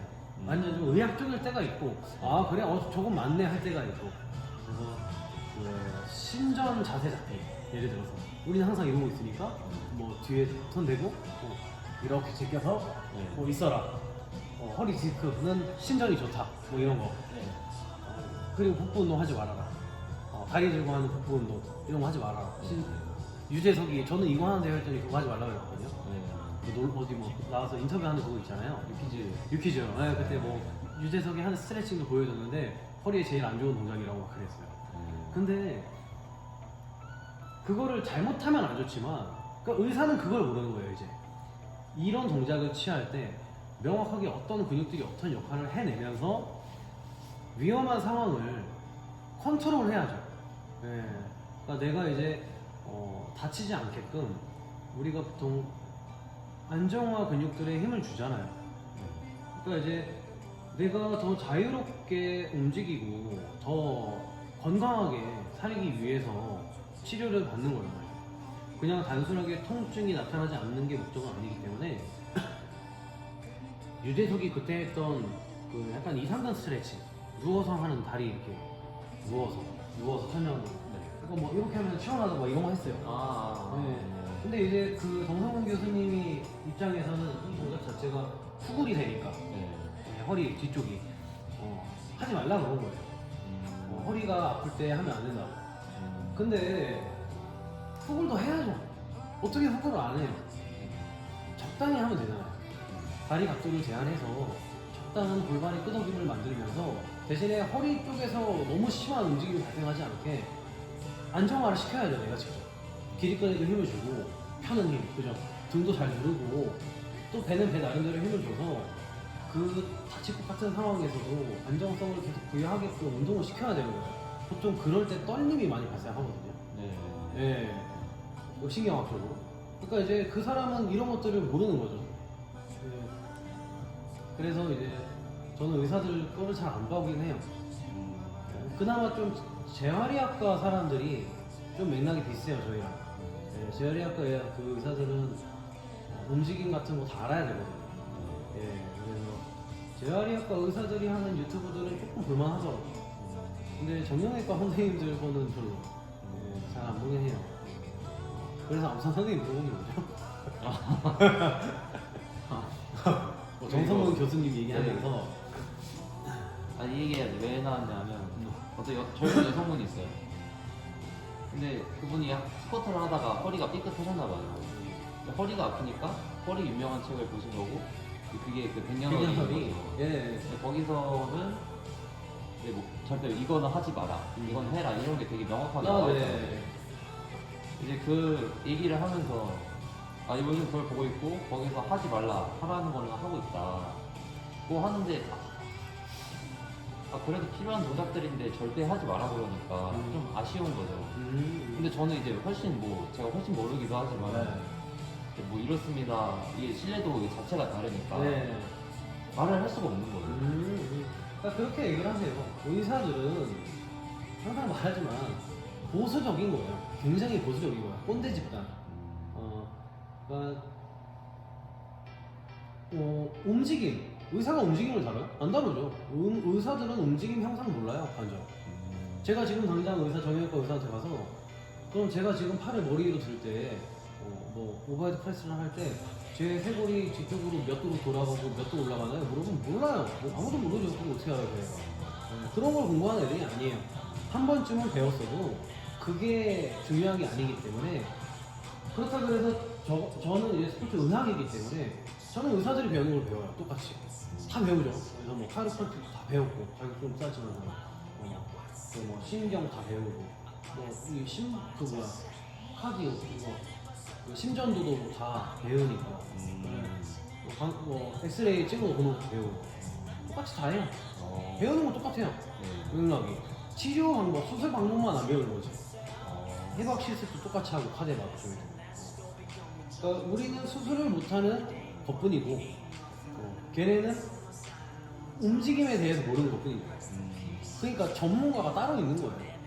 의사는 공부를 잘해야 의대를 가기 때문에 그냥 공부를 잘하내지 얘네가 신이 아니에요.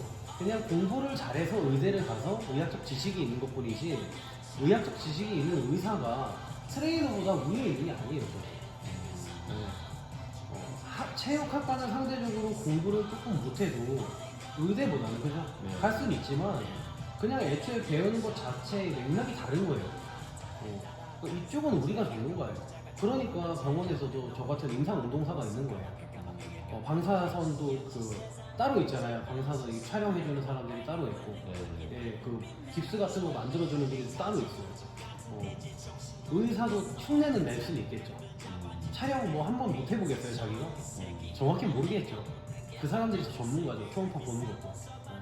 그래서 우리 전문 분야의 움직임 아무도 못 가요, 의학애들이. 우리가 오히려 재활적으로 침범을 할 수는 있어요. 그러니까 이제 저는 보통 이렇게 얘기를 하죠. 혜연님이 지금 당장 이빨이 아파요. 치과를 갔어요. 어떤 의사는 충치 치료를 하죠. 이빨을 살려줍니다. 근데 어떤 의사는 살리지 말고 임플란트 하죠. 빼버려요. 그러면 자 여기도 의사고 저기도 의사예요. 둘 다 의사잖아요. 누구 말을 들으실 거예요? 자, 둘 다 서울대, 둘 다 유명해요. 많이 간대 사람. 근데 여기 임플란트, 여기는 충치 치료. 돈도 똑같이 들어요. 아픔도 똑같아, 시간도 똑같아. 스케줄도 편하게 잡을 수 있어. 그러면 누굴 골라요, 이 사람? 못 고르겠죠? 제가 선생님 생각해도.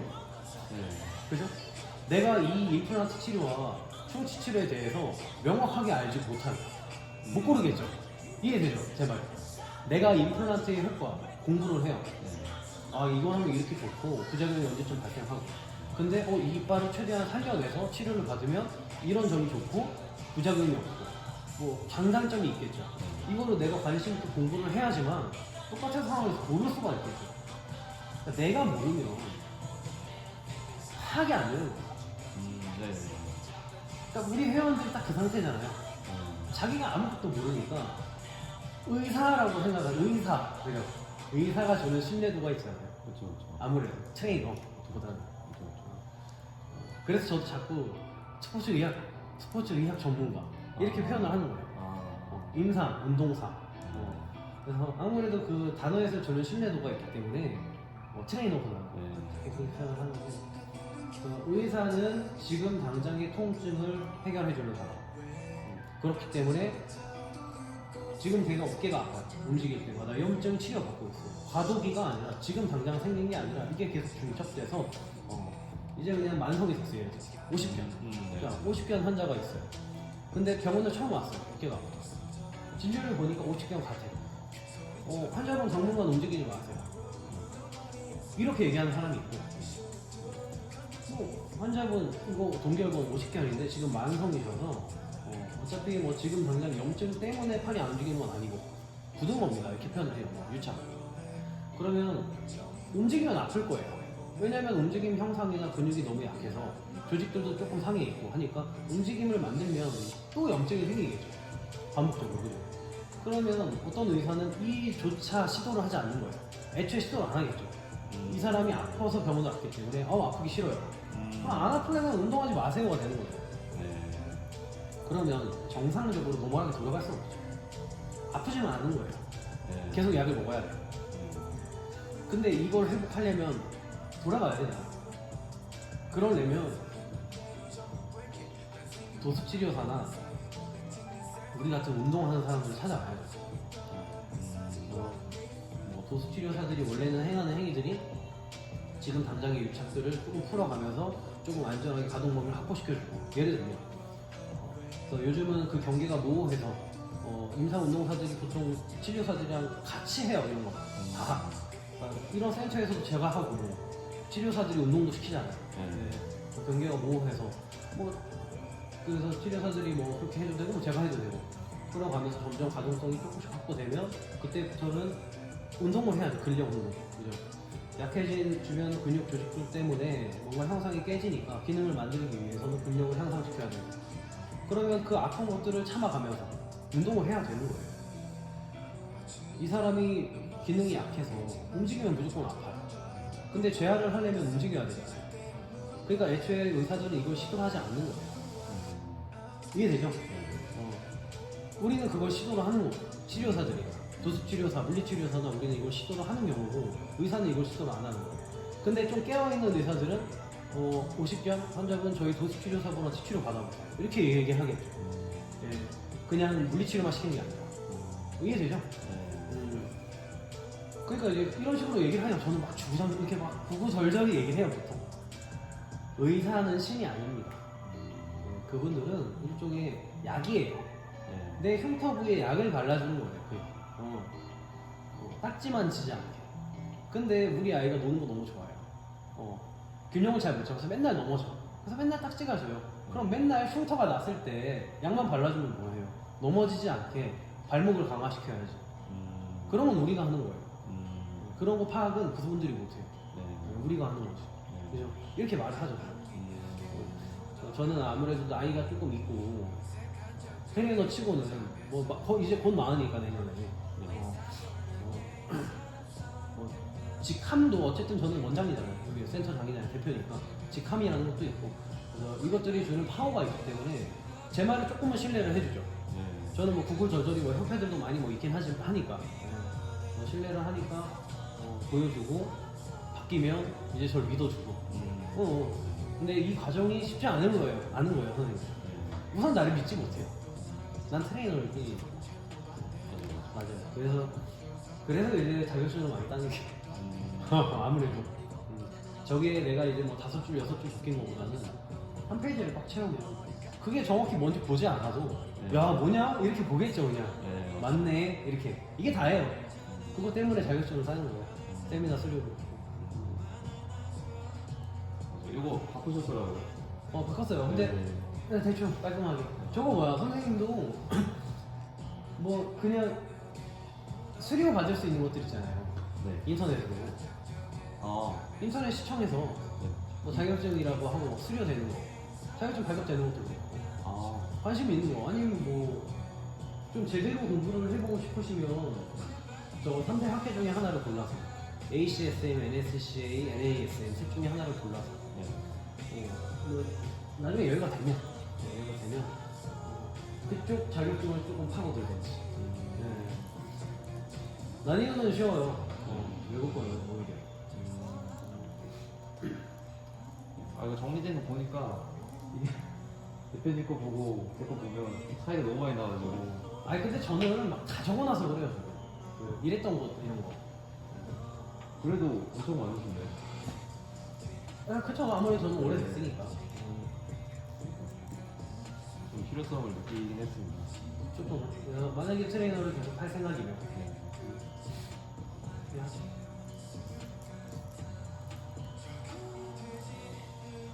지금은 준비하는 거 없어요?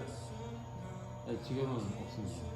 선생님의 생각이 궁금해요. 아니 제가 지금 막 다짜 뭐라 하는 게 절대 아니고 그냥 궁금해서. 그 트레이너잖아요 지금.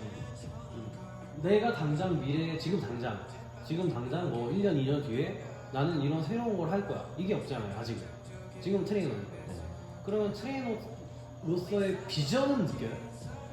비전이요? 그러니까 뭐 예를 들면은 뭐 남자들이 결혼을 뭐 30대 초중반쯤 한다고 쳤을 때 아직 좀 남았잖아요 선생님은.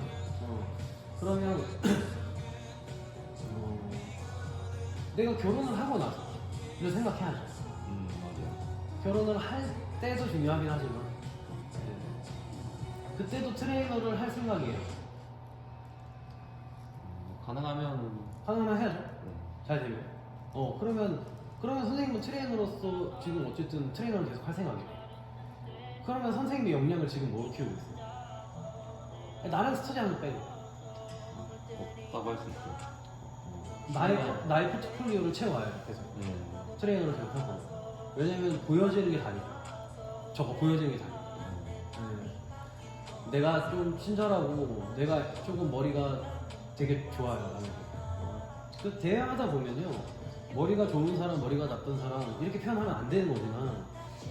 그냥 이 사람은 조금 머리를 많이 쓰지 않는 사람이었구나. 공부를 많이 하지 않았네. 머리가 조금 좋지 않구나. 느껴지거든요, 그죠? 그래서 그런 것들은 대화를 해야지만 느낄 수 있잖아요. 이 사람이 이력은 많이 없어도 아는 게 많네. 내가 운동을 받으면 도움을 많이 받겠다. 이건 우선 상담을 들어가 봐야 되는 거고 그 상담을 받으러 오는 데까지는 저게 중요하기 때문에 만들어야죠. 지금 저거를 안 만드는 이유 그냥 생각이 없어서? 아니면 돈 때문에? 아니면 시간? 제가 봤을 때 시간은 아니에요. 그냥 잘 몰라서 뭐 이런 거? 뭐 게으르고 아니라지 않나. 게으르가 아니에요. 그러니까 이게 헬스장 같은 경우는 트레이너들이 많잖아요. 큰 데는 동타에 7명, 많은 데는 뭐 5명, 7명, 10명 이렇게 해서 10명은 좀 아니고 너무 많고 그러면 대접은 보통 순서대로 해줘요. 공평하게. 워크인 상담이라고 보면 뭐 오늘 너 해 이렇게 한 명씩 상담을 배정을 해주기도 하고 어떤 곳은 그냥 위에 있는 그 FC 직원들이 거기 실장급들이 있겠죠. 사장이 가끔 있을 때도 있고. 당연히 상담을 줬을 때 매출을 잘 끊는 사람한테 보통 몰아주기도 해요. 일부러. 그러니까 규칙은 공평 배정이지만 그냥 그 사람이 야 너 올라와라 상담해 이렇게 해버리는 거예요. 그러면 보통 그렇게 수업이 몰리는 사람들은 그 센터에서 한두 명이에요. 오전 한 명, 오후 한 명, 해봤자 두 명. 그러면 뭐 그 사람이 뭐 정말 이 티키타카를 잘 맞춰주는 사람일 수도 있지만 티키타카로는 한계가 있죠. 보통 PT를 1, 2회 정도는 단순하게 이 선생님이랑 잘 맞아서 받을 수는 있지만 운동을 적어도 막 30회, 20회 그렇게 1년 정도를 6개월, 1년 정도를 하다 보면 이 사람도 관심이 있어요. 유튜브 찾아보고 할 거 아니에요. 관심 있는 사람들 PT를 그 정도 받으면 그러면 탈로 나요. 끝내 이 사람이 전문성이. 그러니까 이제 재등록이 그 이후로 절대 안 나오는 거예요. 그래서 실력이 좋지 못하고 대신에 회원이랑 잘 맞춰주는 성격이 좋은 외향적인 트레이너들은 실력이 좋지 못해도 재등록이 나오긴 해요. 근데 1년 이상 장기 회원이 많이 없어요. 이해돼요? 장기 회원이 많은 사람들은 수업 중에 대학 없어도 그냥 수업 자체의 퀄리티가 높은 사람. 그러니까 뭔가 회원이랑도 대면대면 해요 되게. 근데 오는 사람들이 계속 와요. 미용실 같은 데도 그렇잖아요. 남자들 대학 안 해도 머리 스타일 마음에 들고 편해야 가잖아요 우리는. 그죠? 여자들이 와가서 이쁘고 저는 옛날에 그랬어요.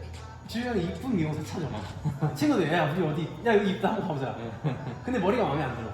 그러니까 한두 번 가다 안 가죠. 이해되죠? 똑같잖아요. 저거 선생님 트레이너 하실 거면 그냥 생각을 좀 해보세요. 제가 뭐 하라는 건 아니고요. 도움이 될 것 같아요. 그러니까 저걸 보고 오거든요.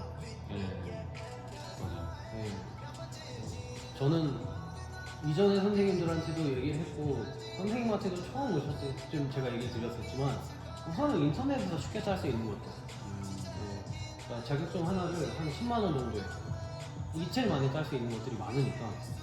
근데 그게 문체부 자격증이에요. 문화체육관광부.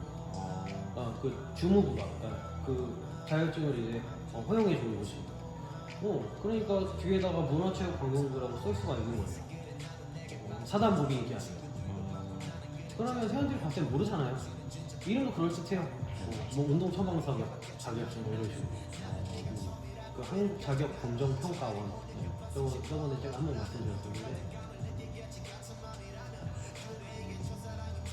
자격증 비용이 하나당 10만 원이거든요.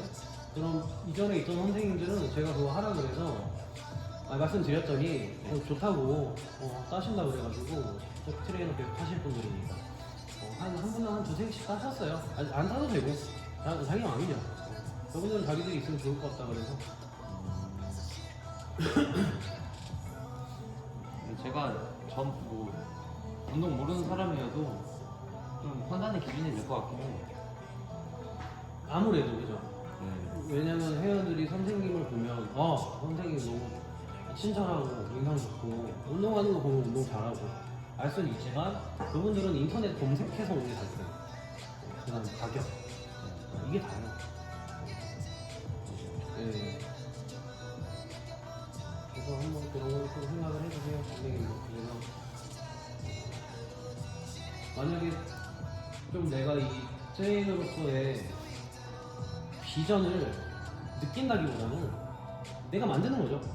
내가 나의 비전을 만들고 싶고 내가 지금 당장은 다른 걸 할 생각이 없고 뭐 지금 뭐 부족하지는 않지만 나중에 돈 잘 벌고 싶으면 어쨌든 나의 역량을 키워야 되는데 그 역량이 그냥 머리로 아는 내용뿐만 아니라 어쨌든 보여주기식 포트폴리오 만들어줘야 되기 때문에 조금 제대로 된 것들. 그러니까 전문가들이 봤을 때도 공신력 있는 자격증을 처음부터 준비를 할 거면 아까 말했던 피케드, 현대 학교법 그걸 아예 준비하는 게 낫고 우선은 보여주기 좀 싼 거, 싸고 빨리 해서 그거부터 채워 놓을 거면 제가 말했던 걸 먼저 채워 놓고 그거는 일주일이면 3개, 4개 다 할 수 있어요. 이틀 만에 다 딸 수도 있어요. 동영상 틀어놓기만 하고 마지막에 인터넷 시험만 보면 되니까. 근데 너무 쉽거든요. 몇 문제 피체크 하면서 만들어 놓고 조금 나중에 내가 이제 한 하루에 2시간씩 투자할 수 있을 때 그냥 저런 거 교재에 저거 다 있으니까 여기 오셨을 때 아니면 집에 가져가셔서 그냥 보세요. 이렇게 뭐 한 달, 두 달, 세 달, 1년이 걸려도 상관없잖아요. 많이도 말고 하루에 한 두 페이지, 5페이지씩만 보면 저거 뭐 해봤자 몇 페이지겠어? 한 400페이지, 300페이지 되려나? 좀 너무 되나? 한 400페이지 되는 거 하루에 한 4장씩은 볼 수 있잖아요. 그죠? 4, 5장. 그러면 5, 7에 30, 5, 8에 40이니까 80일. 넉넉하게 잡으면 100일. 100일이면 한 4달. 그러니까 적어도 반년, 6개월 보면 저거 한 번 못 보겠어요. 그죠? 조금씩 봐도. 네? 그러면 그냥 시간 될 때 여기서 저거 보세요. 실력을 보는 거예요. 그냥. 안 들어오면 그냥 듣고 그냥 한 페이지 보고 이런 식으로. 그래서 저는 자격증을 조금 준비하면 좋아요. 선생님이 어차피 여기서만 일을 할 건 아니니까 여기만 있을 수는 없잖아요. 여기만 있으면 안 되죠. 트레이너가 야망은 커야 돼. 내가 뭐 트레이너로서 나중에 돈이 되면 뭐 헬스장을 차려본다던가 아니면 뭐 어디 지점에 큰 헬스장에 뭐 지점장이 돼본다던가 매니저급이 돼서 뭐 좀 이렇게 팀을 꾸려가서 내가 운영을 해본다던가 뭐 그렇게 되는 게 트레이너들이 꿈이거든요. 어쨌든 물론 트레이너로 정말 잘 보는 사람도 있어요. 저도 뭐 제가 여기 이전에는 트레이너 할 때는 저는 팀장이었던 적이 없어요. 어릴 때 했기 때문에 트레이너는 다 트레이너였지만 저는 트레이너였지만 돈은 잘 벌었죠. 그래도 괜찮고 다만 이제 트레이너로서 돈을 잘 벌어도 아무래도 그 센터에 있는 대표나 지점장이나 매니저급이 나이가 나보다 어려지면 보통 나이 많은 사람을 잘 안 쓰거든요. 그런 것 때문에 이제 좀 준비해야 되고 가장 좋은 거는 뭐 선생님이 여기서 잘 돼서 여기서 매니저 해서 팀장 해서 여기서 그냥 편안하게 지금처럼 이래서 한 달에 한 700 정도? 여기 이전에 팀장들은 500에서 700을 항상 벌어왔으니까 그러니까 저랑 지금 센터에 트레이너들이 없잖아요. 저랑 일을 한 친구들은 저랑 지금도 연락하고 와요. 앞에서 저랑 사이가 나빠지거나 돈을 못 벌어서 나간 친구는 한 명도 없었어요. 여태까지.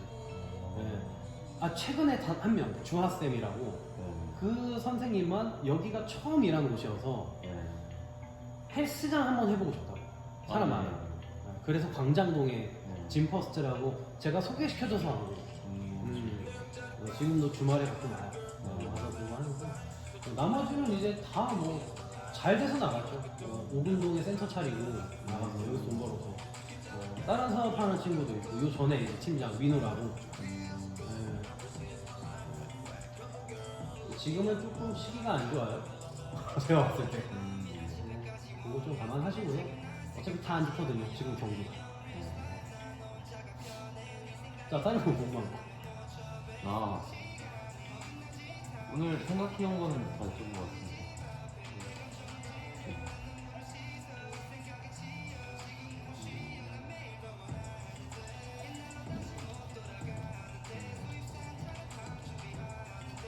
만약에 회원님이 팔을 쓰는데 유독 요즘 따라 여기가 아프대, 어깨 아프대. 만약에 일상생활 하는데 요즘 여기가 아파.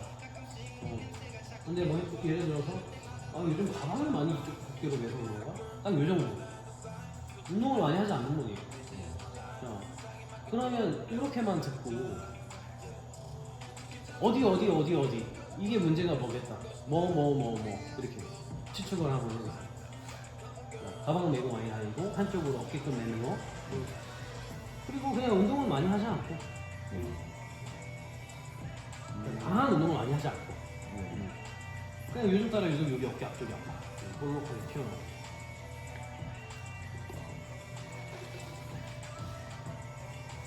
자, 그럼 우선은 이렇게 다가가야 돼. 여기에서 통증이 나타나는 이유 그죠? 그러면 여기가 직접적인 통증, 악통적이든 직접적인 통증의 지점이든 아니면 방사통일 수도 있잖아요.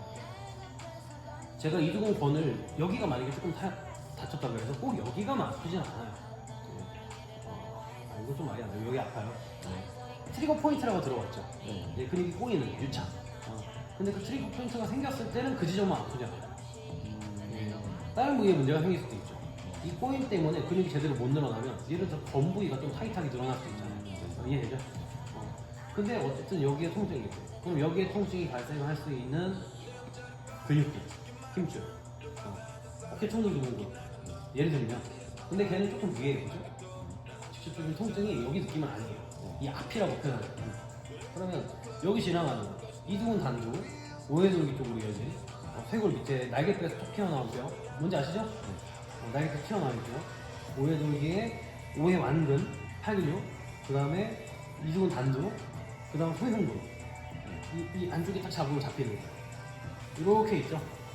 늑골 3, 4, 5번까지. 그리고 힘주면 대흉은 이렇게 크잖아요. 근데 힘 뺐을 때, 대흉은 힘 뺐을 때 잡히는 거. 이건 소흉근이에요. 저 안에. 이렇게 약해 잡히고. 이해되죠?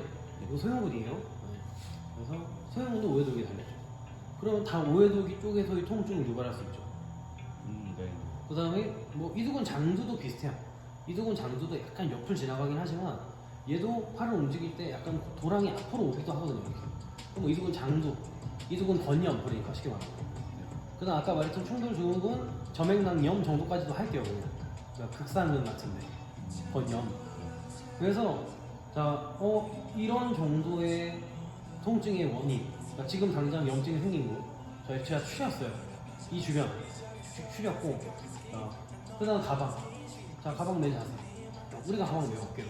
그러면 어깨를 쳐주게 할 수 있어요? 떨어지잖아요. 뭔가 이런 느낌을 주겠죠. 근데 자, 이렇게 하면 되지 않죠, 보통. 가방은 이렇게 못 매요. 미끄러지거든요. 이렇게 매야 돼요. 가방은 무조건. 그럼 라운드 숄더를 유발하는 거예요. 형태가.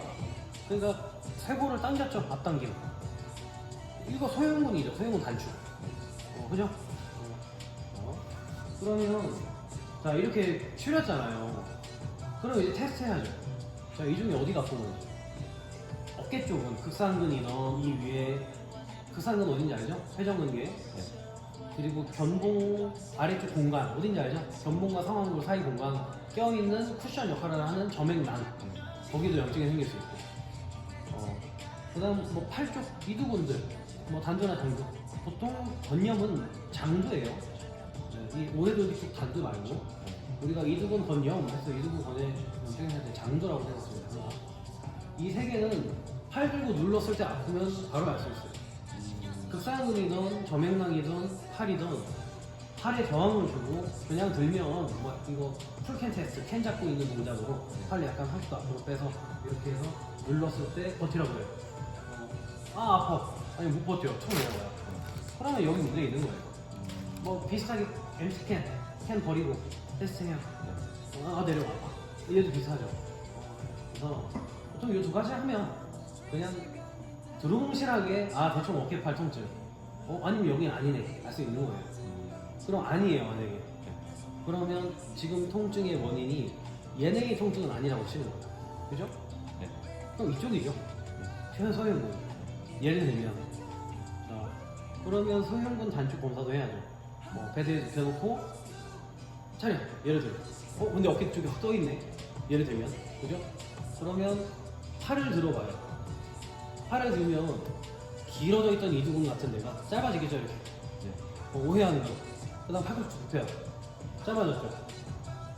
근데 어깨가 만약에 계속 떠있어. 얘네를 다시 너무 길게 이렇게 팽팽하게 만들지 않고 단축시켰는데도 얘가 떠있어, 이렇게. 그럼 가슴 쪽이죠. 원인은. 이해되죠? 네. 저번에 한번 했었어요. 네. 그럼 얘 풀어줘야죠, 이제. 그죠? 그러니까 이렇게 생각하면 너무 쉽잖아요. 근데 이게 제 입장에서는요, 이거예요. 제가 선생님한테 선생님, 저희 오늘 어깨 운동할 거니까 어깨 스트레칭 좀 하세요. 그럼 선생님도 알아서 탁탁탁 하겠죠. 대충 뭐 어깨 돌리기도 할 수 있고, 뭐 이런 거 어깨 주면 이런 것도 할 수 있고, 뭐 어깨도 할 수 있고, 스트레칭 같은 거 하겠죠, 막 혼자서. 근데 회원은 그게 아니잖아요. 회원은 어깨 스트레칭에서 어깨가 뭔지도 몰라요. 그리고 어깨 스트레칭을 당연히 모르고 여기에 쥐가 나서 이렇게 구부러지는데 이렇게 펴는 이런 간단한 것조차 모르는 거죠. 주동근 기랑근의 관계를 아예 모르니까. 그러니까 종아리에 막 쥐가 난대요. 그럼 우리 이거 피잖아요. 너무 당연하게. 야 여기가 쥐가 나면 이렇게 펴야지. 이것조차 모르는 거죠. 우리 회원님들은 대부분의 회원님들 이해되죠? 그래서 제가 지금 말한 요런 문제, 요런 거는 제가 생각했을 때 너무 당연한 거예요.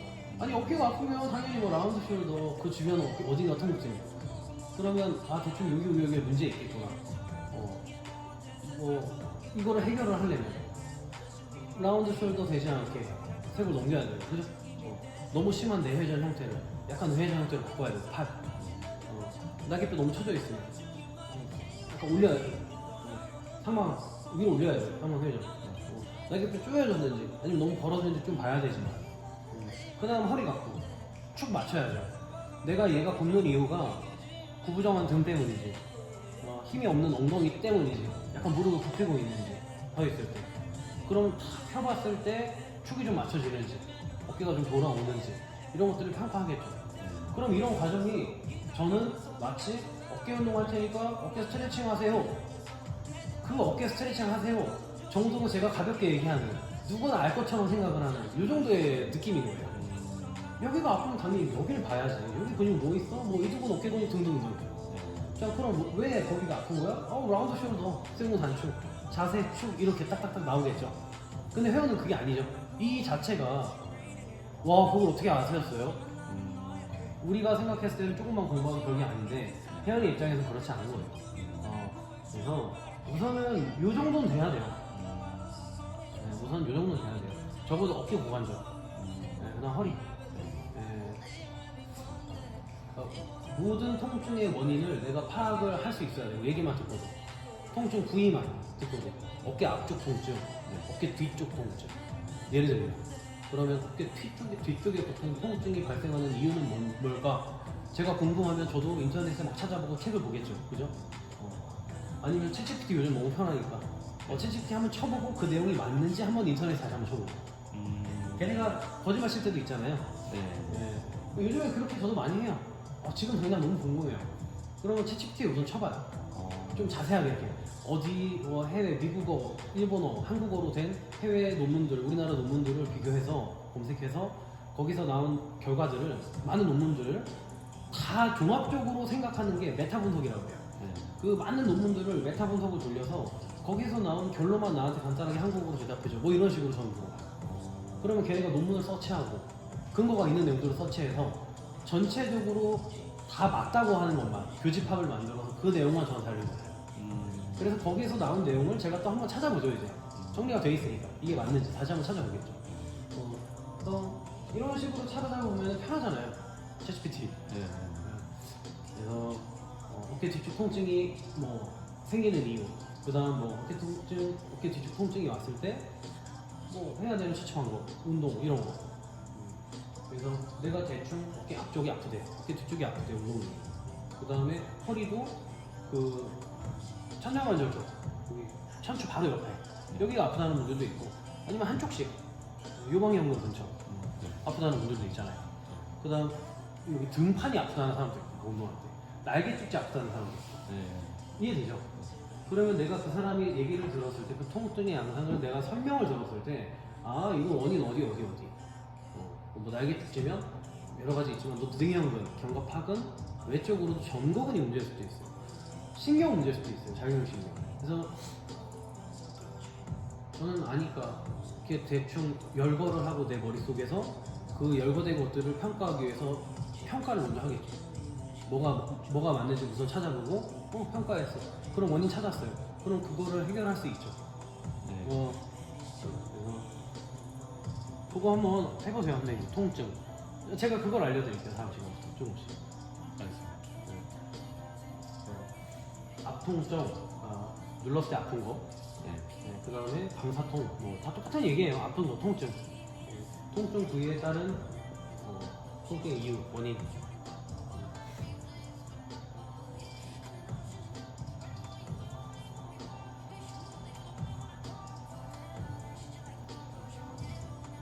혹시 지금 다른 거 궁금하시나요? 다음 시간에 제가 좀 준비를 해올게요, 이제 다시. 그러니까 운동 아니어도 돼요.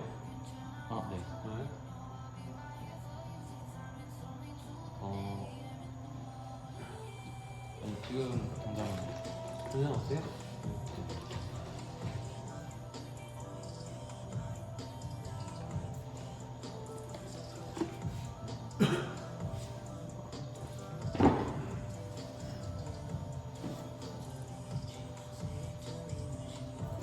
이거 본 적 있어요 혹시? 아니 없어요?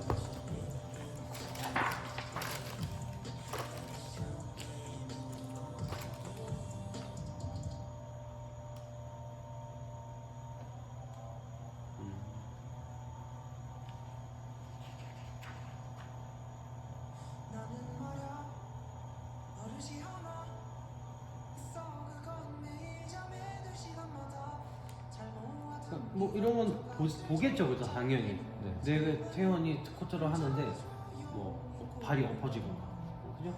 지금 들리면 안 되잖아요. 예. 뭐 골반 비대칭 다 보잖아요. 네. 그러면 이렇게 됐을 때는 원인이 이건 모르죠.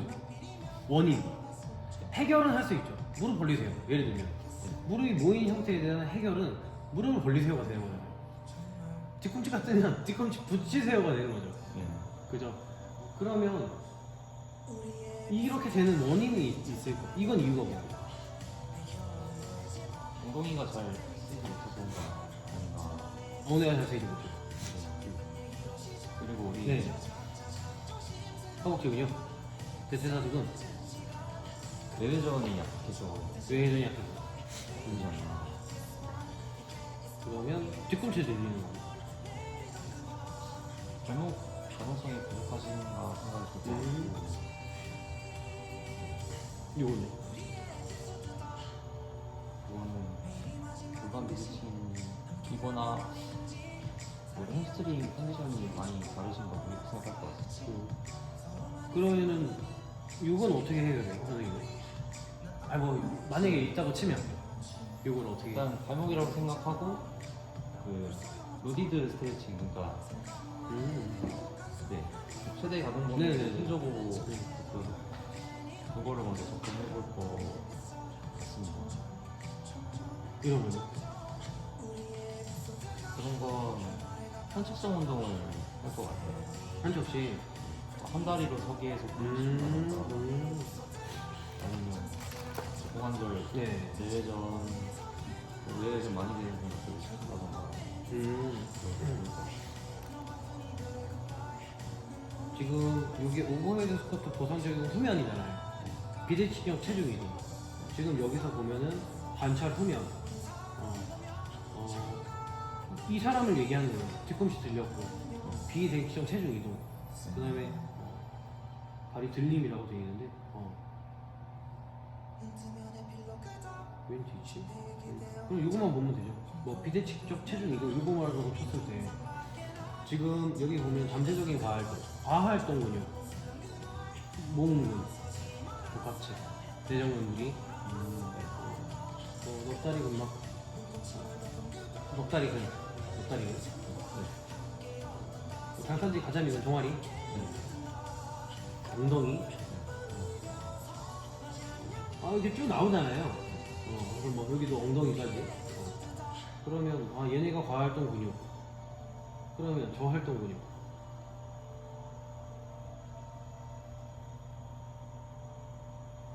이게 무슨 말이에요? 중간 볼기근 반대 방향. 자, 체중 이동이 이쪽으로 갔잖아요. 선생님 보셨을 때 왼쪽 발 이쪽으로 갔죠. 그러면 지금 반대 방향인 거는 오른쪽을 얘기하는 거죠. 선생님 기준으로. 그러면 지금 오른쪽 중두근이 과활동했다는 거죠. 네, 그죠? 집어넣었으니까 엉덩이를. 그러니까 여기는 이제 같은 방향이 약하다고 나오는 거죠. 이쪽이 밀리니까. 그럼 여기 중두근 힘주면 들어간다는 거 아니에요, 그죠? 이거 다 되시죠, 얘는? 그다음에 앞정강근, 앞에 정강근, 정경골근. 힘을 못 쓰고 있는 거죠, 정경골근.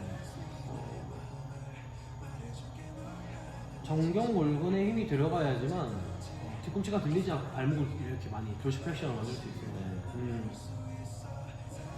그러니까 이제 제가 요거를 한번 여쭤본 게 이게 아까 말한 그 어깨 스트레칭이랑 똑같은 거예요. 그냥 이건 너무 당연히 알아야 되는 거예요. 이거 딱 보면 중둔근 약화, 중둔근 여기보다 여기가 세겠네. 예를 들어. 전 잘 안 보여요 지금. 뭐 뒤꿈치 들리면 앞정공이 약하겠구나. 후경공을 잘 못 쓰겠네. 그냥 종아리 근육이 너무 타이트한가도 생각해 볼 수 있고. 아니면 이 사람이 지금 옆모습은 안 나와 있지만 약간 발목의 힘을 그냥 유지만 한 상태에서 돌시 플렉션을 만들지 못하고 가동성이 부족하니까 선생님 말처럼 몸을 그냥 앞쪽으로 약간 기대서 인위적으로 앞꿈 쪽에 힘을 싣고 있는 자세일 수도 있잖아요. 그냥 발목을 완전히 구부리지 못하고. 그래서 뭐 이때 뭐 약한 근육들 이런 것들을 이렇게 딱 나와야 돼요. 이때 약한 거, 강한 거, 짝짝짝짝짝. 그래서 이 낮음이 많이 따요 트레이너들이 낮은 거. 근데 저 같은 사람 이 책을 보면은 야 이걸 뭐 공부를 하냐 이렇게 해요. 왜냐면 무슨 느낌이냐면 아니, 저는 신영어를 잘 몰라요.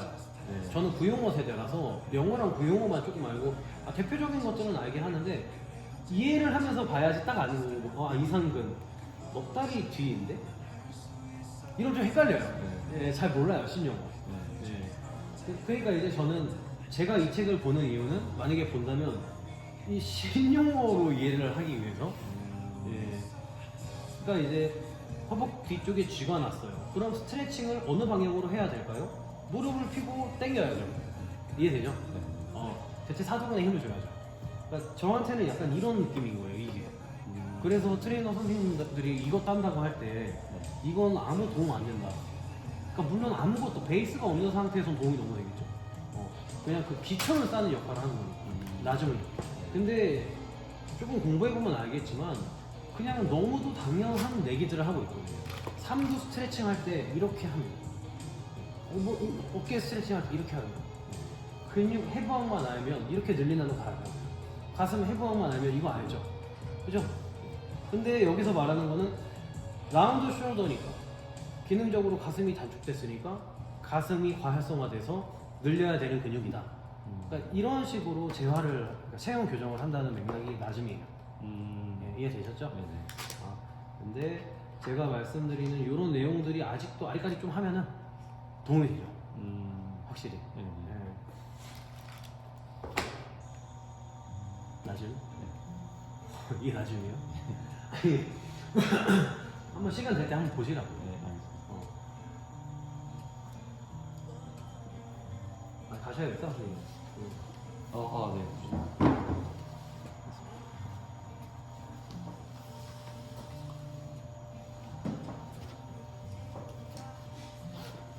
여기 오는 친구분들은 네. 운동하는 분들은 트레이너? 아니 그런 그냥 일반인이에요? 네.